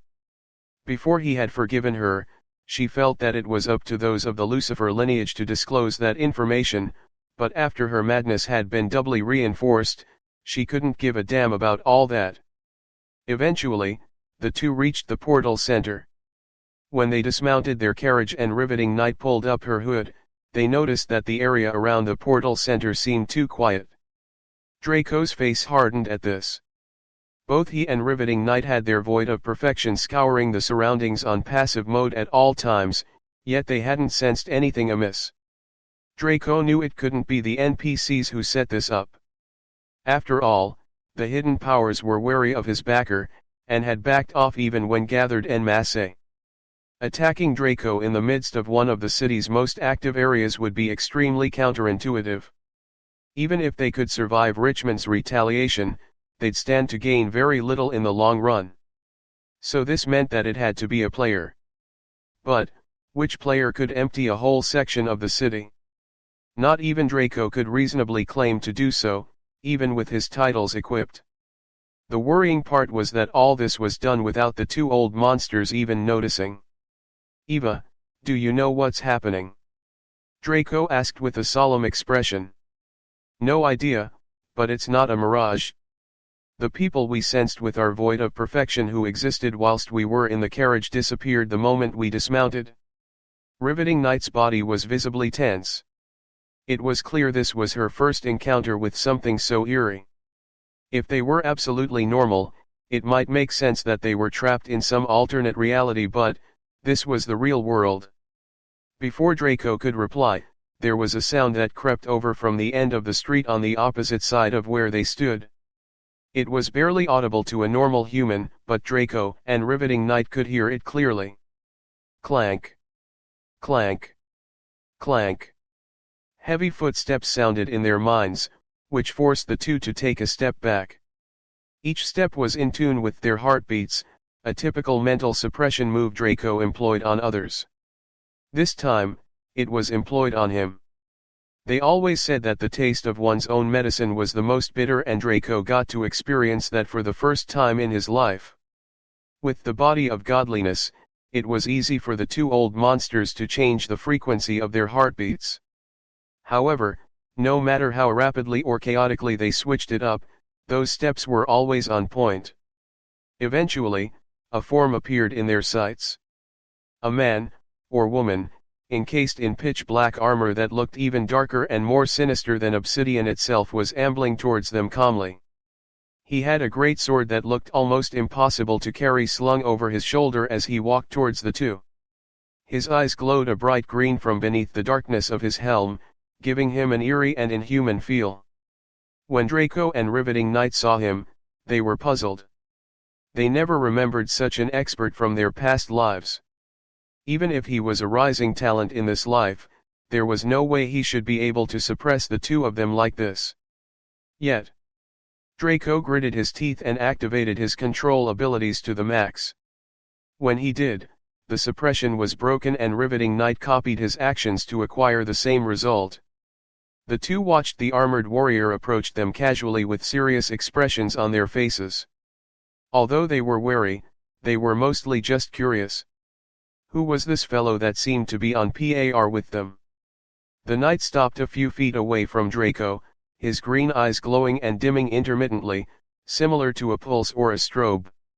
His voice was metallic and inhuman, causing the two old monsters unparalleled uneasiness. Still, they swallowed their discomfort down and trained their full attention on the fellow before them. Draco stepped forth and met the sharp gaze of the knight evenly. "That would be me. What do you want?" The knight just spat out one word before thrusting his great sword forth. "Fight." Draco sort of expected this response, so he met the sudden charge with a swing of his two blades. Although the Dragorugio set only had one sword, Draco was able to equip another sword on his offhand. That sword was Excalibur, which still had some use until he could find something stronger. The Dragorugio sword met the charge of the great sword without any hesitation. The sword's base damage output was higher than any great sword out there, so Draco was confident in its prowess. To prove that, the great sword was deflected off its trajectory after the retaliation, and Excalibur was free to plunge into the depths of the helm of the opponent. Draco didn't truly believe his assailant would go down that easily, and he was proven right the next second. The knight kicked out, using the tips of his feet to knock Excalibur off balance before continuing his attack. This slightly surprised Draco but didn't jolt him much. It seemed that the knight was a believer of the best defense is a good offense. Draco initially wanted to move Excalibur out of the way to continue the attack, but the knight was just as fast as he was, negating his usual speed advantage. This left Draco flabbergasted, as he had no idea what bullshit this was. How could someone encased fully in armor match his speed, especially with his boons. No, this isn't right. Something bizarre is occurring here. Draco frowned deeply as he easily dodged the next wing, angling his two swords to attack the knight from two different directions in a maneuver that looked impossible to pull off. The knight's eyes glowed as he ignored the attack for a straight thrust to Draco's head. Draco grimaced when he saw this. Clearly, the fellow was betting on his defense being able to withstand Draco's assault in order to deal fatal damage. Draco originally wanted to dislocate his neck in order to avoid the hit, but that would ruin his line of sight as well as hand-eye coordination. This realization made Draco think up an absurd theory. This fellow before him knew of the effects of body of godliness. After all, it was illogical for a heavy weapon user to aim at a small target like the head. Normally, an attack at the midsection was the best way to utilize a great sword. However, it was as if he fellow knew that he'd be unable to dodge if he aimed at his head. If they fellow had seen Draco battle before, it might be possible to believe he did this due to any conclusions he reached, but in this case, could it be that control masters existed at this level of skill outside Draco and riveting knight's knowledge? After all, he did just learn that his world was possibly a lower realm just a few hours ago. Still, it was too convenient. Just who was this fellow? Chapter 36, Appraisal. Riveting Knight's eyes darkened as she watched Draco and the Dark Knight face off. She performed an identification, but the results were displayed as, which baffled her. It was impossible for the fellow before them to be of a higher level than they were. Hell, the AI was so terrified of their fast progression that it dropped experience-consuming items their way just to keep them in line. Draco himself felt a bit gloomy inside. He was of the opinion that no player should be able to stare at him for too long before shitting their pants. Yet, here was an abnormal freak that defied all logic. Draco went in for a suicidal attack with one of his swords piercing towards the abdomen of the knight. His other hand was idle as he made this lunge, which left him wide open to a downward slash. Naturally, his opponent didn't miss out on this opportunity, using both hands to swing his large greatsword down with terrifying force. Draco couldn't help but smirk as he commented retard inwardly. As soon as the greatsword was about to mash into his skull, a thick buckler appeared on his previously idle hand that moved to cover his weakness. For a normal person, switching momentum like this was impossible, but for someone who mastered body of godliness, it was a joke. The knight's greatsword mashed into the buckler with crazy force, causing Draco to lose almost 3000 HP. What a scary amount of damage. Draco's Dragorugio set had immense bonuses to defense as well as a bonus to his HP, so while it wasn't life-threatening, it was still shocking. Draco immediately reversed the remainder of his momentum into his sword that was plunging into the abdomen of the knight. His attack had paused during the split second he switched to defense, but now it was continuing at full throttle. With Draco's speed, it was impossible for his assailant to dodge. The sword pierced through the Black Knight's armor like it was paper, ripping through his lower body and emerging from the other side.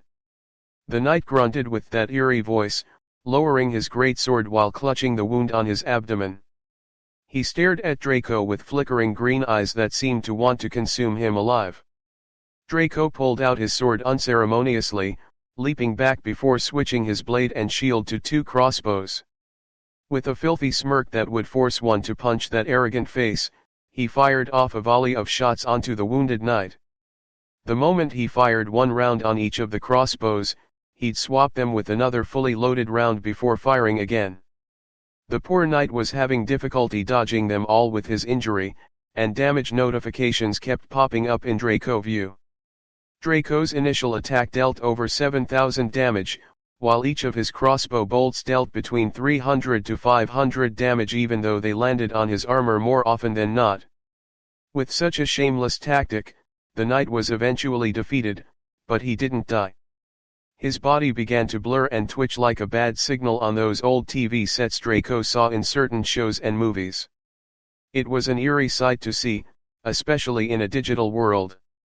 Draco, strong. The knight rose to his feet unsteadily as Riveting Knight walked to Draco's side with a dagger drawn. She had allowed the two fellows to engage in fisticuffs long enough. She wasn't going to stand aside and watch someone try to kill her man. "We'll fight, very soon, wait for me." Draco and Riveting Knight shivered intensely. For a second there, they both felt as if the knight's voice had become more human-like. While this would be preferable, the voice the Dark Knight was developing sounded much too similar to Draco's. The knight turned around and began walking away slowly. His every footstep sounded in the ears of the evil duo, making them feel slightly relieved. When the knight's form finally disappeared, Draco and Riveting Knight noticed that the empty street was now filled with the people who were absent before. The two of them found the uncanny sight to be bizarre. "Did you feel anything when the people returned?"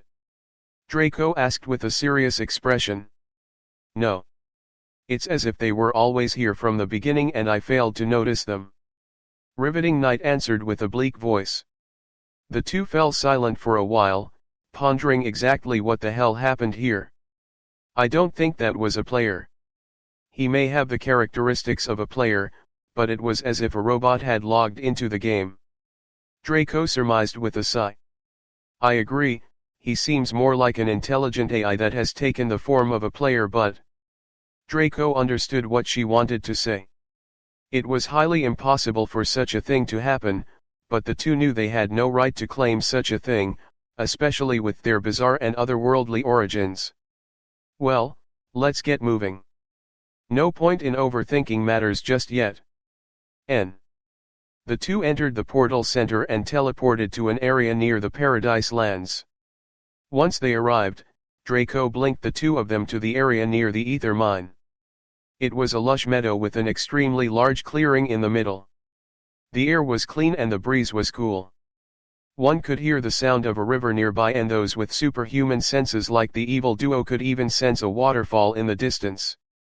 The two were satisfied with the location. It was clear that the area was perfect for building a settlement with easy access to lumber and water as well as excellent soil for farming. Draco removed his settlement building token and played with it a bit before casting his gaze to the center of the clearing. He called up the dialog box for building selection and chose the central area of the clearing. "Would you like to build your settlement here?" Y/N. Draco naturally chose yes. Settlement has the following factors. Level ground, minus 10%. Abundant resources, minus 20%. Nearby water source, minus 10%. Guild land, 50%. Conflict heavy zone, plus 40%. High/EP error M3 plus 5000%. Base construction cost, 10,000 gold. Discount, 9,000 gold. Additions, 504,000 gold. Final cost, 505,000 gold. Build. Y/N. Draco was flabbergasted by the result. What dog thing was this? He had predicted the cost since the location was great and he had owned multiple cities and even a few kingdoms back in the day. But what was that 5000% addition? Even the addition for the conflict-heavy zone was understandable, since all Draco did was wipe out a nearby outpost, not seal the underground path leading to the surface. To get builders to work in an area where conflict might break out at any moment required increased compensation, anyone could understand that. Why did the ether mine register as an error? Was there some special circuit.misstances surrounding its existence that made it difficult for the AI to codify? That was impossible, the AI was god of this world. Draco felt intrigued by this development. While forking over 5,000 platinum was a pain-inducing amount, Draco felt it would be worth it to see what the end result would be. However, he didn't have enough on him. Just barely half of that amount was all he could muster at the moment. With that in mind, he turned to Riveting Knight and shook his head. After explaining what he saw to her, she was likewise curious. "We can raise funds by clearing a few dungeons together. Or we could do what you did and ace a survival mode dungeon." Riveting Knight suggested. Draco shook his head at that. The AI is onto us. To get that kind of result again, we'd need to pull off some sick moves. While that may net us some cash, the AI would be able to slowly discern our true skill level and limit our rewards accordingly. Draco and Riveting Knight swore that they heard a TCH sound. The evil duo smiled wickedly, clearly speaking out their evil deeds without fear of retaliation, which made the AI feel gloomy. These fellows were, too much. Damn, this robot daddy just wants to do his job okay. Draco and Riveting Knight blinked away from the area, eventually returning to Cario City. Our best bet would be to host an auction and sell your Dragorugio sets as well as the Dragon's Blessing potion. Riveting Knight said while walking alongside Draco. I agree, but should we do it in our own shop? We could avoid paying any fees, but imagine the fallout. Draco said with a bleak face. Riveting Knight's expression became solemn. A potion that could grant a permanent draconic source energy to anyone regardless of level or race was similar to discovering the cure for HIV in an AIDS-infested world. No need to go into details, that comparison alone should give one an idea of the kind of repercussion that could happen if it were released to the public. While Draco had Richmond behind him, it was enough to stop all the hidden powers on the surface. However, with such a miraculous potion in the mix, some might fall into madness and risk it all. Draco literally couldn't afford to be caught in the crosshairs of the hidden powers at this stage of the game. We can use the Divine Auction House, Draco stated after some thought. Riveting Knight nodded her head. The Divine Auction House would be best. Current players would be unable to access it and our safety would be guaranteed regardless of what we put on sale. The Divine Auction was a special event that occurred every month. It was attended by only the rich and powerful, and the items put on display were only the best of the best. The auction was managed by the Church of Light, which was 100% reputable. None of that cliché where churches hid evils like pedophilia, greed, or plans to conquer the world subtly. Draco and Riveting Knight were confident of their safety if they utilized the Divine Auction, but such an auction had a steep price. Just because the church was irrefutably honest and good didn't mean they were stooges. The fee for appraisal of an item alone was 100 platinum. Then, the fee for advertise.e.m.e.nt and marketing was 20 platinum. The fee for a successful sale was 15%. Most auction houses took 5%, while even the more popular ones dared to take a maximum of 10%. 15% was a huge fee, looking at the type of items sold and the kind of patronage the Divine Auction received. The part that made it bearable was that one literally saw their money being put to use as the church gave out multiple donations and built many relief facilities for the poor or infirm.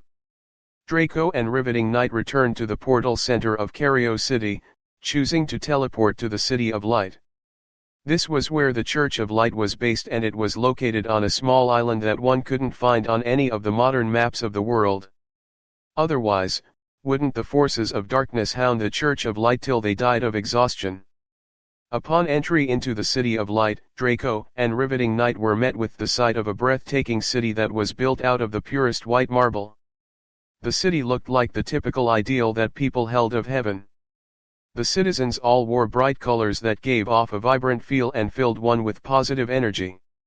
One would expect everyone to dress like a prude, but it wasn't so.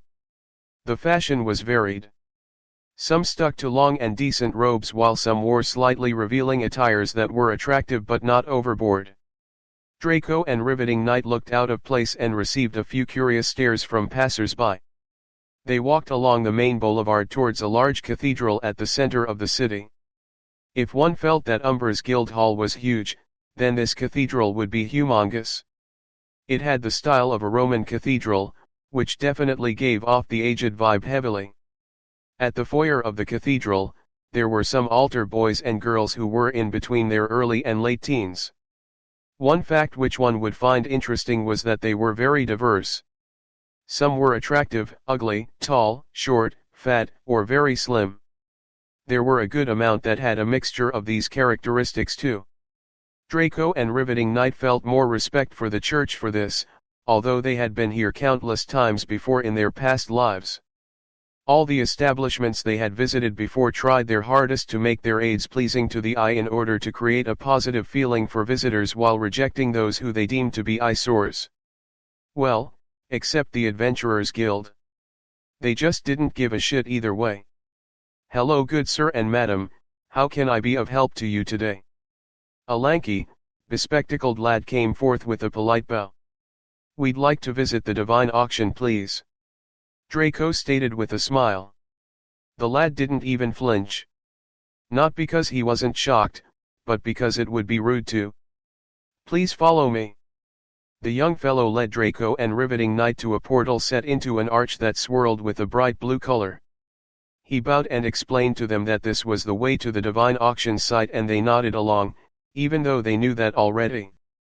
The evil duo entered the portal and were whisked to an auditorium that looked like the Roman Colosseum but with a stage in the middle as well as VIP rooms near the top. Upon entry, Draco was greeted by a stout young girl who had freckles on her face. "Good day, my lord and my lady, are you here to register an item for the auction?" "Yes, we are. By the way, when is the next auction going to be held?" Riveting Knight asked. "In 3 hours, our next monthly auction will be held. If you'd follow me, I'd like to help you get your items appraised and listed for sale before the auction begins." The lass answered with a gentle bow. Draco and Riveting Knight were surprised. The auction just happened to be in a few hours. How convenient. "Please lead the way." The group moved through a few corridors before reaching an office that was decorated minimally, with just a desk, a carpet as well as some scrolls here and there. There was also a large coffee table with 2 couches on either side. An elderly woman in a pure white robe was seated behind the desk with a parchment in hand. She seemed distracted until Draco and Riveting Knight entered the office after the aide. "Hello there, good sir and madam. Can you please bring out the item you'd like me to appraise for you?" the elderly woman asked with a gentle smile that made one feel warm inside. Draco nodded and took out the Dragorugio sets as well as the Dragon's Blessing potion and placed them on the desk. He didn't wait for the woman to ask before taking out the 120 platinum necessary. Draco's act made her smile at him, similar to how one's own grandmother would when she lamented on the hastiness of youth. As she took one of the Dragorugio set items, she scrutinized it under a special-looking glass. The room was silent for a few seconds as she studied the material used for forging, the forging method, the durability and defensive/offensive value as well as the runes of enchantment. After a whole 5 minutes of muttering under her breath and the occasional humming, she eventually looked up to Draco with an admiring gaze. As an appraiser, how could she not see that this was the item that took the world by storm a few hours ago? This young man must be that Draco fellow who was immensely talented. Meeting such a prodigy made the elderly woman a bit happy inside. "Here's my appraisal. Item has the following features. Exemplary forging technique, plus 50%. Rare material, plus 10%. Unique enchantments, plus 80%. Elemental resistance/mastery, plus 200%. High defense value/bonuses, plus 250%. High offensive value, plus 250%. Aesthetical design, plus 5%. Unique skills, plus 400%. Semi-epic rarity, plus 1000%. Base item value, semi-epic 25,000 gold. Additions, 336,250 gold. Final value, 361,250 gold. Accept. Y/N. Draco was satisfied with this valuation. It may seem like a lot, but when one looked at the factors that were taken into the appraisal, it was actually average at best. He accepted the appraisal and placed the 12 sets in the care of the divine auction. "Is that all good sir?" Draco shook his head as he brought out the Dragon's Blessing potion. When the elderly woman grasped the potion and began assessing it, the room fell into a solemn silence once again. However, there was a noticeable difference. There were no mutterings, as the elderly woman's hand began trembling subtly as her appraisal progressed further. By the time she was done, she was sweating profusely and refused to look Draco in the eyes. Draco sighed internally as he expected such a result. After all, to be able to make such an impossible potion, Draco was quite literally a monster. Here's my appraisal. God tier brewing technique, plus 100%. Epic reagents, plus 30%. High quality apparatus used, plus 50%. Powerful worldly energy container, plus 150%. Effect, plus 100,000%. Semi-legendary rarity, plus 5,000%. Base item value, semi-legendary 500,000 gold. Additions, 526,650,000 gold. Final value, 527,150,000 gold. Accept. Y/N. Chapter 37, Divine Treasure Chest. Draco was startled by the display. He had expected the Dragon's Blessing potion to be highly valued for its effects, but it seemed he had underestimated its value even further. Riveting Knight stared at Draco curiously, especially since his reaction was so exaggerated. 300,000 gold for the Dragorugio sets meant that the base call for it during the auction would be the appraisal amount rounded up. 3,000 platinum for semi-epic set equipment was an above-average valuation in the market. However, the pricing for the Dragon's Blessing was above even most legendary items. Even the most expensive legendary item would sell for no more than 100 million if it didn't have any notable history or ties to divine artifacts. My fellow here, do you know what 500 million gold signifies? That was a solid 5 million platinum. Lord in heaven. That was a scary $15,000,000,000,000,000,000,000. No one even had that much money in real life. And this price wasn't for the full set, it was just for one flimsy potion. 23 Dragon's Blessing potions that would sell for a minimum of 5 million platinum each.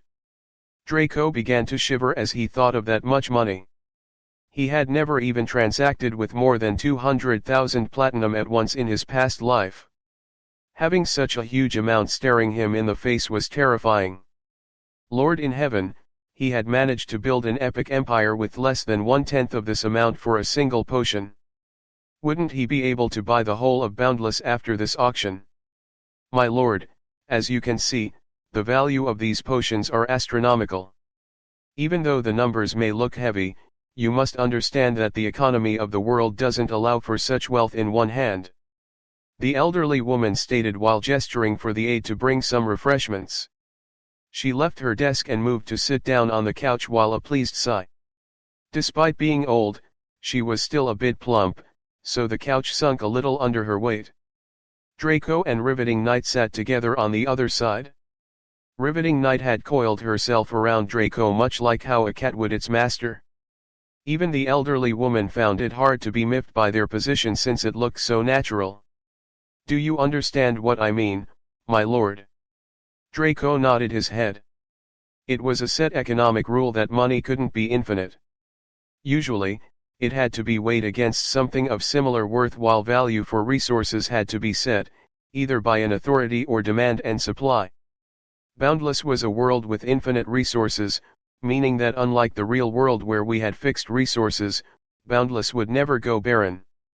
However, this came with a natural limitation which was inaccessibility. After conquering the real world, the human race faced very little problems with scavenging resources with technology. In fact, some resources were even duplicated and cultivated thanks to certain technologies. The real-world human race also had extensive supply chains, so transportation of resources was easy. Boundless, however, wasn't as kind. In order to acquire resources you must prove that you deserve it. Found a mithril ore mine? No problem. You can claim all the ores inside as long as you could clear out the private to major rank metal golems inside. You managed to kill the golems. Wow. Now find a way to transport those resources while the other races and monsters who were eyeing that mine watch you go. As such, apart from places near territories, most of Boundless was comprised of lush and resource-heavy locations that could turn a simple town into an empire over time. In that same instance, since these rare resources existed but were unable to claimed, the economy was built to facilitate trade between accessible resources. A potion like the Dragon's Blessing was too valuable based on demand and supply, leaving even the most richest fellows unable to purchase them all. If buying was so easy, wouldn't everyone have a legendary weapon above their fireplace? In order to trade such a rare resource, an alternative was needed.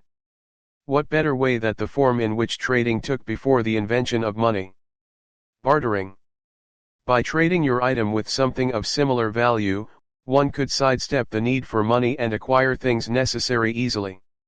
However, bartering had a few weaknesses, and that was simply the issue that what you needed might not be what was presented. Also, even if what was presented was what you needed, did its value match up to your item? No. Okay.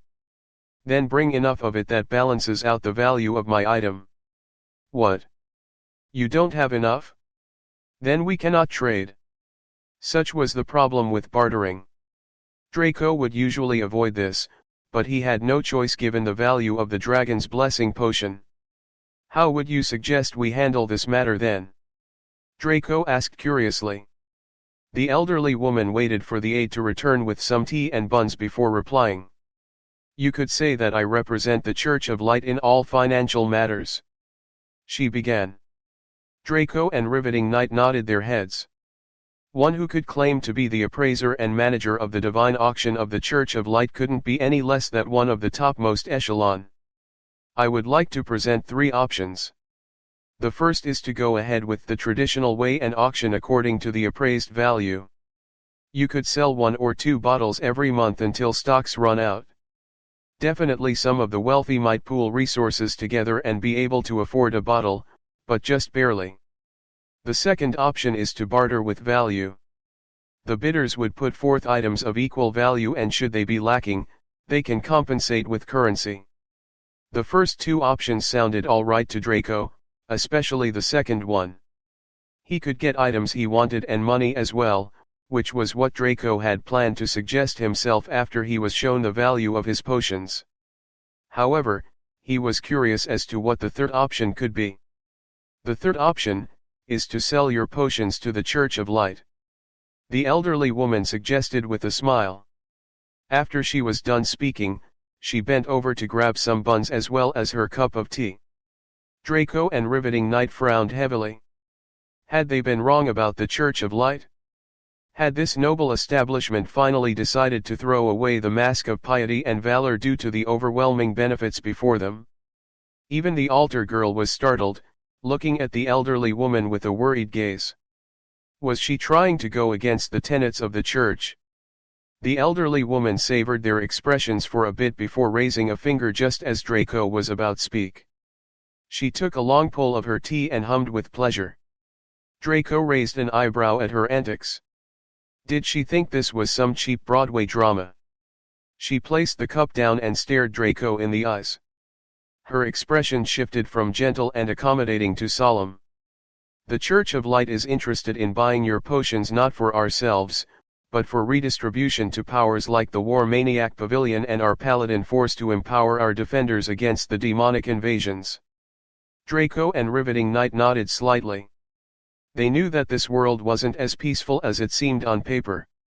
Why did the hidden powers hibernate instead of causing havoc due to greed or L.U.S.T? Because there was always a bigger fish. The demon race were the perennial enemies of the human race and were an effective stopper on their quest to subjugate the world. Even with the hidden powers, the human race would get culled to a bare minimum after each great war, leaving the last few remaining with the difficult task of reproducing at every spare moment in order to fill in the gap. The next great war was an expansion pack that Draco had partaken in. It was a hellish fight that would beat the kindness and morality out of a normal person. The Church of Light never sat their ass down during these times. In fact, they always took the biggest hits because they threw themselves forward for the sake of humanity. That was why they were so respected. Draco and Riveting Knight had been saved multiple times during that war by the Church's effort, so they only had extremely positive feelings towards them. What the elderly woman just said was 100% believable to them because it sounded just like what the Church of Light would do. Draco realized he might have been thinking too negatively just then. They had offered to buy his potions, but they hadn't mentioned the price yet, and he'd assumed the worst. "That is a noble cause, Madame Carey," Draco replied with a smile. Madame Carey was startled. When had she told him her name? Sigh, she couldn't even remember something she did in a conversation just minutes ago. Old age was truly. The Church of Light understands your fears though. We aren't interested in coercing you to sell your creations for less.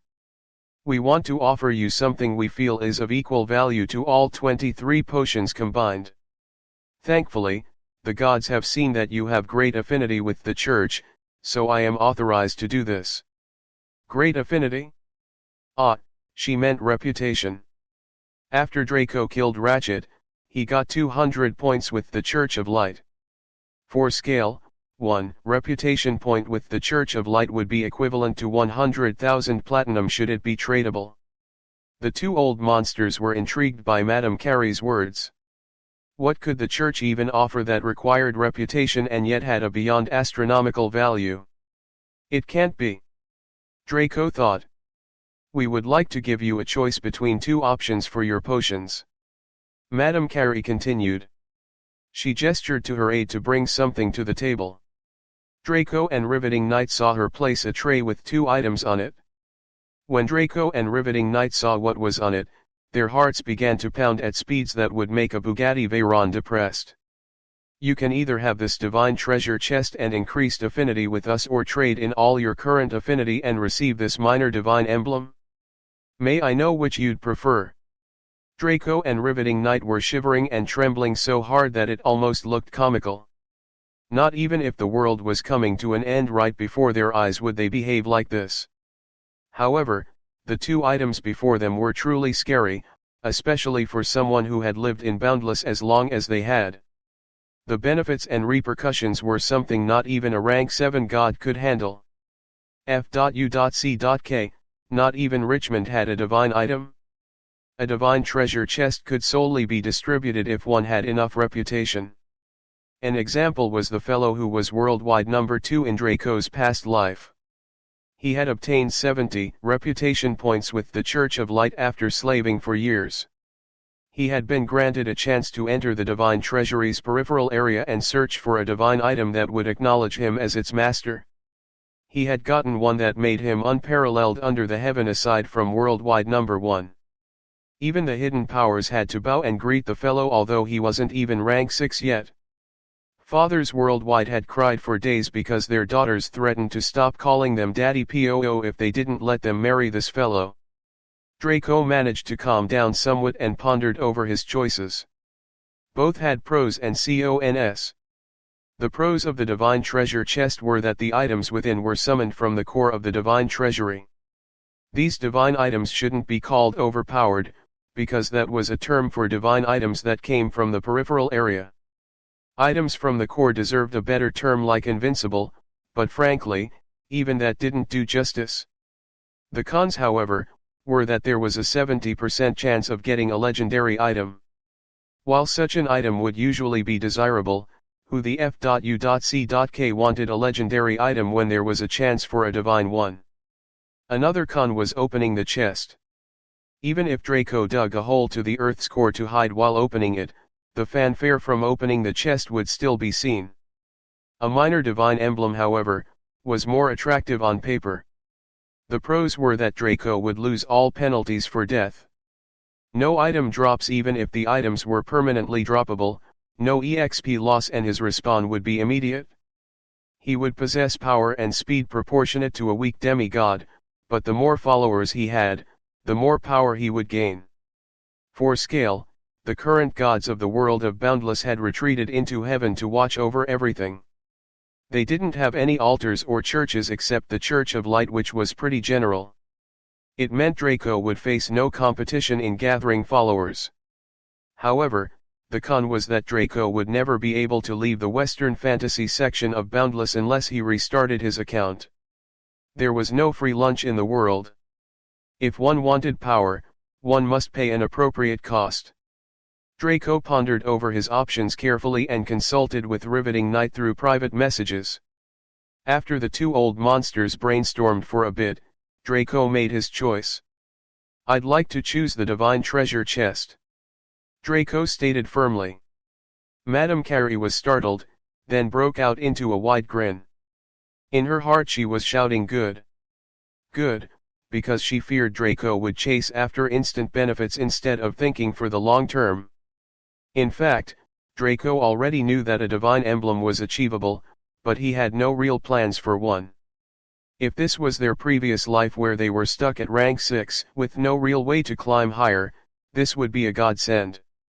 Why worry about leaving the Western Fantasy section when you couldn't even reach the pinnacle? It was clear we might stay in this realm forever, so why not become a deity that would lord over everything? But that was their past lives. In this life, their ACCU Malations were too potent. Before entering Boundless, Draco felt he had a 30% chance to surpass Richmond before leaving the Western Fantasy realm. However, with a full-powered Riveting Knight as well as all his boons so far, he was 100% certain. Even if he decided to laze about for years, he would still reach the pinnacle and traverse the void. Who knew what kind of powers he could get after he visited other worlds? If he reached the pinnacle in other worlds, wouldn't he be practically no different from a god? Look at Nakayu. The fellow could come into a different world and bully the most powerful people while becoming stronger and stronger. Why should Draco give up a promising future for instant gratification? On that note, he removed all 23 bottles of the Dragon's Blessing potion and placed them on Madame Carey's side of the table. Madame Carey gestured to her aide to fetch the bottles before pushing the Divine Treasure Chest over to Draco. As he held the item in his hands, Riveting Knight suddenly felt threatened. Shit, the way her man is looking at that chest was as if he was going to dump her. Sure, Draco was quite obsessed with Riveting Knight, but this was a Divine Treasure Chest. He'd had wet dreams about it since he first heard of it. Hell, if it weren't for the fact that a Divine Treasure Chest was indestructible, he'd carve a hole in the side and pound away for days. Madame Carey clapped her hands suddenly, bring the attention of the two old monsters back to her. I see that my lord wishes to open the chest. If you'd like, I can take you to our divine chamber to open the chest free of charge. Draco and Riveting Knight jumped to their feet and bowed repeatedly, practically screaming, please do. Lead the way, madam. If you ever need a bed warmer, this young lad would satisfy you, just lead the way. Madame Carey laughed before snapping her fingers. The group were pulled into a realm that was filled with white light from beginning to end. It was as if they were standing in the middle of all the goodness of the world. The moment Draco and Riveting Knight coalesced, they noticed that their EXP bars were climbing very fast. Draco knew what was happening, so he pulled out the divine chest and opened it quickly. Why did Draco and Riveting Knight fall over each other when Madame Carey mentioned the divine chamber? It was because this realm was filled with divine energy. This was what entered their bodies and improved their foundation to the point where their EXP bars rose at scary speeds. However, divine energy wasn't infinite, especially not in the divine chamber. One must first allow the divine energy to accumulate for a few years before it was tangible enough to bring benefits. Seeing as no one had opened a chest for thousands of years, the room was absolutely thick with the substance. But why was this beneficial to opening the chest? Two reasons. The first was that opening the chest in here would muffle the ensuing fanfare. It would make sure that knowledge of the opening would stay with the parties in the chamber. The second and most important, was that the divine energy would be absorbed by the treasure chest and increase one's chance of summoning a divine item. With the current saturation, Draco's chance had shot up from 30% to 80%. If the gods weren't his enemies, he was set to acquire a divine item. Angelic singing reverberated through the room as a stairway dropped from heaven. A choir of extremely perfect-looking angels began to sing as a white light traveled down from the heavenly stairway into Draco's treasure chest. The chest shone with unparalleled brightness for a good 5 minutes before dimming down. In Draco's hands was no longer a chest, but 2 glowing eyeballs with red pupil that had a strange white pulsation. The pupils looked like how a sonar radar would if it were colored red. The pulse originated from the center of the pupil and traveled outwards towards the edges. It was definitely a surreal but fascinating sight. Draco assessed the eyes for a bit before they suddenly floated out of his hands and turned to face him. Draco's alarm went through the roof when he saw the coldness in those eyes. He was about to escape when the 2 eyeballs sprouted some strange tentacles from their cornea and pierced into both his natural eyes before forcing themselves into his cranium. Chapter 38, The Eyes of Cielo. Urg! Draco screamed in agony. He had been through unbelievable pain before, but nothing came close to the pain of having his eyes gouged out by these eyeballs. The tentacles didn't even shift his old eyes away, rather absorbing them into its essence as it took over their spot. In return, Draco was subjected to intense torture that no man could remain sane after. To understand what he was going through, ask a friend to poke your eyes.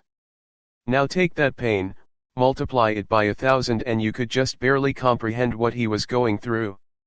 Hell, the human brain wasn't even able to process this much agony. Normally, once this happened to a person they would die instantly. Draco didn't die instantly solely because of his augmented brain. Immediately, he gathered what little sanity he had to activate Body of Godliness and shut off all his pain sensors. That stopped a large majority of the torture and he was able to breathe finally. Riveting Night stared at Draco suffering as blood leaked out of her 7 orifices. Her obsession was so strong that any pain he felt was distributed to her by 1,000 times. It wasn't a spiritual thing, but scientific. It was called empathetic pain, where upon seeing someone else in agony, your brain mirrored that pain as if it were you who experienced it firsthand. That was why most fellows would cringe and fall to the floor clutching their manhoods if they were to watch a video of one being cut off by another. Madame Carey watched Draco suffer with a pained expression, but made no move to help because it could only be weathered by himself. However, when she saw Riveting Night's response, her heart almost stopped. At this rate, this lass might die and destroy her immortal spirit. Immediately Madame Carey got to work and gathered what little divine energy was left into the chamber, casting the most potent single-target healing spell she knew on Riveting Night. That managed to stabilize Riveting Night's condition reasonably until Draco managed to switch off his pain receptors. Frankly speaking, these two had come really close to proving those skeptics who feared that FIVR games could end up like that, like old anime where people died in a game world, to be right. However, Draco wasn't done. The eyeballs managed to integrate with him physically without an issue thanks to his quick thinking, but now it was time to integrate spiritually. After all, this was a divine item, not a legendary or lower item which required only a physical merger. Even the divine dragon soul entered his soul instead of his body but didn't have a high criteria for merging like a full power divine item. Body of Godliness could prevent him from feeling any physical pain but proved ineffective against a soul merger. Once again, Draco was thrust into the throes of anguish. This time though, he didn't scream, instead he just stood rock still. He had no attention to spare for meaningless actions like screaming or groveling. All of his attention was focused on surviving this intense ordeal. The dragon soul, who had been sleeping all this while, woke up feeling refreshed and chipper. It rubbed its eyes lazily and planned to bully his host for a bit to relieve boredom. However, when it looked around, its face changed immediately. Jesus is Lord. Even though the language of dragons did not have the equivalent word for such an exclamation, It managed to fire one out due to its extreme distress. What the hell was this nonsense? Why was its host's soul crumbling like this? What was that invading power that was trying to merge with the fellow's soul? It was far too powerful for him. He would definitely die. If Draco died, the dragon's soul would expire as well. It was just a remnant after all, it could not sustain his own existence. That was why it had used Draco to make the Dragorugio set as well as the Dragon's Blessing potion. Both allowed it to become more solid by mixing its own essence into the armor and potion. But it still wasn't enough. Yikes, if this Dragon Lord doesn't do something, I'll have to go meet that my dominating wife in the upper realms. Oh Lord, she'd hoop my ass for running away. Shit. F.U.C.K. Realizing that, the dragon's soul didn't hesitate anymore but started to use its own essence to stabilize Draco's soul. While doing this wouldn't kill it, the dragon's soul would definitely be extremely weak for a long time. Luckily, it still had a good bit of sacred force left which managed to even out the damage caused by the merger. Suddenly, a giant pair of eyeballs with red irises stared at the dragon's soul coldly from inside Draco's soul. At first, the dragon's soul was going to cuss and threaten this dumb ass for causing so much havoc in its home, but stopped when it felt that divine aura. It can't be, not that guy. If it was really that particular fellow, then wouldn't this merger be too unfair to all other existences on this plane? The dragon's soul shut its trap which was about to spew creative insults that the dragon language never accounted for. Instead, it quietly resumed stabilization of the soul while greeting the eyeballs. Good day, Grandpa Saello. This young lad was just trying to ease the difficulty in merging with this dog host. I'm gratified with your presence and hope you would remember this little one's sacrifice later on. The dragon's soul wasted no time in flattering the spirit of the eyeballs while defaming Draco shamelessly. The pair of eyeballs just stared coldly all the while, forcing the dragon's soul to become silent while feeling gloomy inside. Damn dude, could you at least acknowledge if my flattery was working? After about a minute, the dragon's soul noticed something strange. There was a bizarre resonance between its essence of some part of this fellow's soul. Could it be that this fellow is a descendant of some god-rank dragon out there that copulated with a human? Impossible, it'd have been able to tell when it scanned his memories before. The dragon's soul decided to investigate and saw something that almost made it scream. In the depths of his soul was a huge black mass that was locked under multiple chains and seals. If that were all, this legitimately divine dragon soul wouldn't be so spooked. The problem was that the black mass morphed into various shapes and forms, most of them being mythical serpents. At one time, it was the nine-headed Hydra, another time it was Ouroboros, and in another instant, it was what scared the dragon's soul the most, a black dragon. For comparison, this dragon soul was a red dragon, which was the most common type of divine dragon. Different breeds of draconic beings existed and there was a hierarchy between them. Black dragons stood at the apex of the draconic food chain because they had the powers of purest destruction. Even their diametrically opposite counterpart, the white dragons, couldn't heal damage done by a black dragon. In fact, since all black dragons were males and white dragons were females, the latter group were usually pressed under the former as playthings, but that was for later. The dragon's soul quietly retreated from the depths of Draco's soul while pondering. This fellow has such a powerful origin. A black dragon, huh? If these eyeballs dare to offend that mass down there, it could only pray for a swift death, even though that mass is sealed. While this was happening in his soul, Draco was in the midst of a strange development. Since the dragon's soul had taken away the pain by stabilizing him, he was able to see inside his soul well and truly. Inside his soul was a realm of pure blackness that seemed to extend until the reaches of the universe.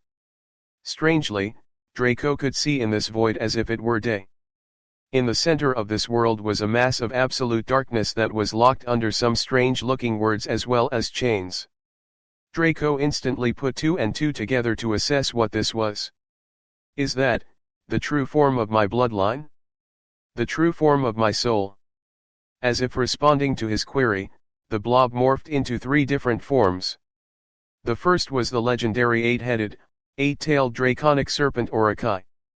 The second was the legendary sea monster of colossal size, the Leviathan. The final form was the one Draco's eyes were locked on, the one he felt the most resonance with, the Black Dragon. The other morph stood one step behind the Black Dragon as if emphasizing his superiority over them. When Draco looked into the eyes of his true form, he instinctively understood some facts about himself and his origin without needing to be spoon-fed. Most of it was some form of bloodline memory, while the rest was simple logical reasoning based on acquired knowledge and sensible assumptions. In certain media, Lucifer is depicted as a horned demonic with red skin, frayed wings, and goat hooves. In others, he is depicted as the epitome of male beauty with black angelic wings. Both of these depictions were true, but were only aspects of his true nature. Lucifer's most popular and accurate depiction was that of a serpent. This also held true in reality, as he was the god of serpents. As long as it was cold-blooded, it would only find ways to serve Lucifer, since he was their deity. As a descendant of Lucifer, Draco obtained 2 aspects of Lucifer that he could utilize, which was Lucifer's almost angelic handsomeness and his serpentine supremacy. As seen from the blob, various legendary serpents were at his beck and call, but he was most affiliated with draconic beings, namely the Black Dragon. Draco realized this all in a split second, but he was curious as to how the f.u.c.k this was even occurring. Wasn't he in a FIVR game? How could his bloodline characteristics be displayed here? After all, this character was based solely on his brain's visualization of his physical makeup. The VR helmets obviously couldn't perform full-body scans. He wasn't given any more time to theorize when the eyeballs that caused all this pain invaded the dark space with a haughty gaze. As it spotted Draco here, it was startled, but felt it might be due to the dragon soul up there. However, when it turned to face the soul's true form, its haughtiness froze and was left with pure shock. The Black Dragon also turned to view the trouble-making eyeballs with a cold gaze and roared. Whatever pain or anguish Draco felt, it felt. They weren't 2 different entities, but one and the same. All it felt was anger and indignation from being suppressed by what it felt was an ant. The dragon soul above was sweating bullets. He cursed and swore, regretting not being forceful enough. This whole time Draco was getting in touch with his true self. It had tried to stall the eyeballs and prevent it from going down there. Now, it was too late. It didn't need to do any more stabilization since the fellow soul's true form had showed, so all it could do was pray and hope all will be well. However, what shocked the tiny soul was that the eyeballs regained their haughtiness after the Black Dragon's roar. The dragon soul couldn't comprehend what the divine eyes were doing. Did this fellow not know how to write the phrase "I am already dead"? The eyeballs spooked both Draco and the dragon soul as it lit up and fired a black beam that seemed to eat away not just light, but darkness too. The Black Dragon was startled as it watched the terrifying beam collide with it. Just when both Draco and the dragon soul expected a battle to break out, the Black Dragon seemed to calm down and bow to the eyeballs. The eyeballs also seemed to lose its haughtiness as it gazed at the Black Dragon amiably and bowed back. What the f.u.c.k? The dragon soul was totally lost, but Draco understood. Whatever the Black Dragon felt, he felt. They were one and the same, just separated by a troublesome seal. The eyeballs had achieved resonance with his true form. Its beam had contained the purest elements of destruction, which was exactly the nature of the Black Dragon. The two were like siblings who had discovered each other after being separated from birth. The eyeballs didn't create any more drama after that, rather opting to blend its aura into the seal. Draco noticed the words on the seal were slowly dimming, but the rate at which it did wasn't quick at all. However, he couldn't help but tremble, a sentiment shared by the Black Dragon and the dragon soul. The seal was weakening. It was only matter of time until it broke under the efforts of the eyeballs. By that time, this god of serpents' true soul would be free. The most powerful descendant of Lucifer, the most potent and feared devil, would be free to roam the world again. Before Draco could celebrate further, he was ejected from his soul and returned to his body in the divine chamber. He saw a worried Madame Carey. When she saw that he came to, she breathed out an audible sigh of relief, thanking the gods for being merciful. She eyed Draco curiously to what was different about him, but nothing really stood out, until she looked him in the eye. When she did, she felt a heavy pressure that made her feel inferior to her very core. She felt as if she had spent her life living arbitrary to his wishes, and as such, should kowtow for his forgiveness. It wasn't until she struggled out of eye contact that this feeling subsided, and she noticed that in that singular instant her body had released more sweat than she ever excreted in her life. She felt alarmed inside at the fact. Paying respects to a mortal? Impossible, she only worshipped the gods. But then how? Draco didn't notice Madame Carey's little episode. He was taking in the changes to his sight, as that was the only real improvement he made. Even the discovery of his soul's true form didn't really mean anything since it was locked under a tight seal. At best, it allowed him to see his potential and understand what he could do if he was unsealed. Congratulations, player Draco, for achieving the impossible event of a 100% merger between yourself and a fusion-type divine item. Your item's passive and active abilities will be 3 times stronger than their default at your rank. Eyes of Cielo, fusion item. Rank, divine. Passive 1, true sight. You are able to see everything and anything, through everything and anything, as well as beyond everything and anything. Passive 2, subservience. All organisms, souls, and entities must bow down to the ultimate God. Active 1, Omega. Fire out a blast of the purest destruction energy that can rend anything and everything under heaven. No cooldown. Note 1, casting this skill would reduce your health bar to 1% and render you incapable of movement for 1 minute after firing. Note 2, this is a beam of unparalleled destruction. Anything hit by it will cease to exist. There will be no drops or any form of reward after usage. Note 3, usage of Omega is prohibited on players. The attack wouldn't only delete their accounts, but possibly fry the player's brain in the real world. Description: these are the eyes of the Supreme God, Cielo, God of destruction and the ultimate God. Due to a resonance, the player is able to bring out the full potential of the divine eyes. Due to a special event occurring in the S% and L email protected and air, and the eyes of Cielo are limited because they are unlocking and 6DRA carat $critical error. The eyes of Cielo would become more powerful after every rank up. Draco read through the description and felt amazed. The abilities of these eyes were beyond amazing. The Omega skill was beyond overpowered in that it could kill, no, erase anything under heaven. Even Richmond would have to kiss the world goodbye after one blast. However, the skill had far too many cons for it to be anything other than a life-saving trump card. However, true sight and subservience were great, especially the former. Draco noticed that he could see everything. This was more than having hawk eyes or eagle vision, it was like having omniscient eyes. He could see literally anywhere and everywhere within boundless because his eyesight tore through space itself to see there. He could see the particles in the air, the atoms, the protons, and electrons.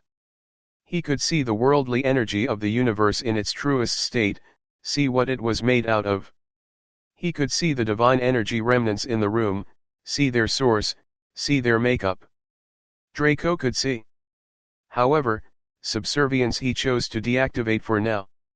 He would only use it during opportune moments in battles or negotiation.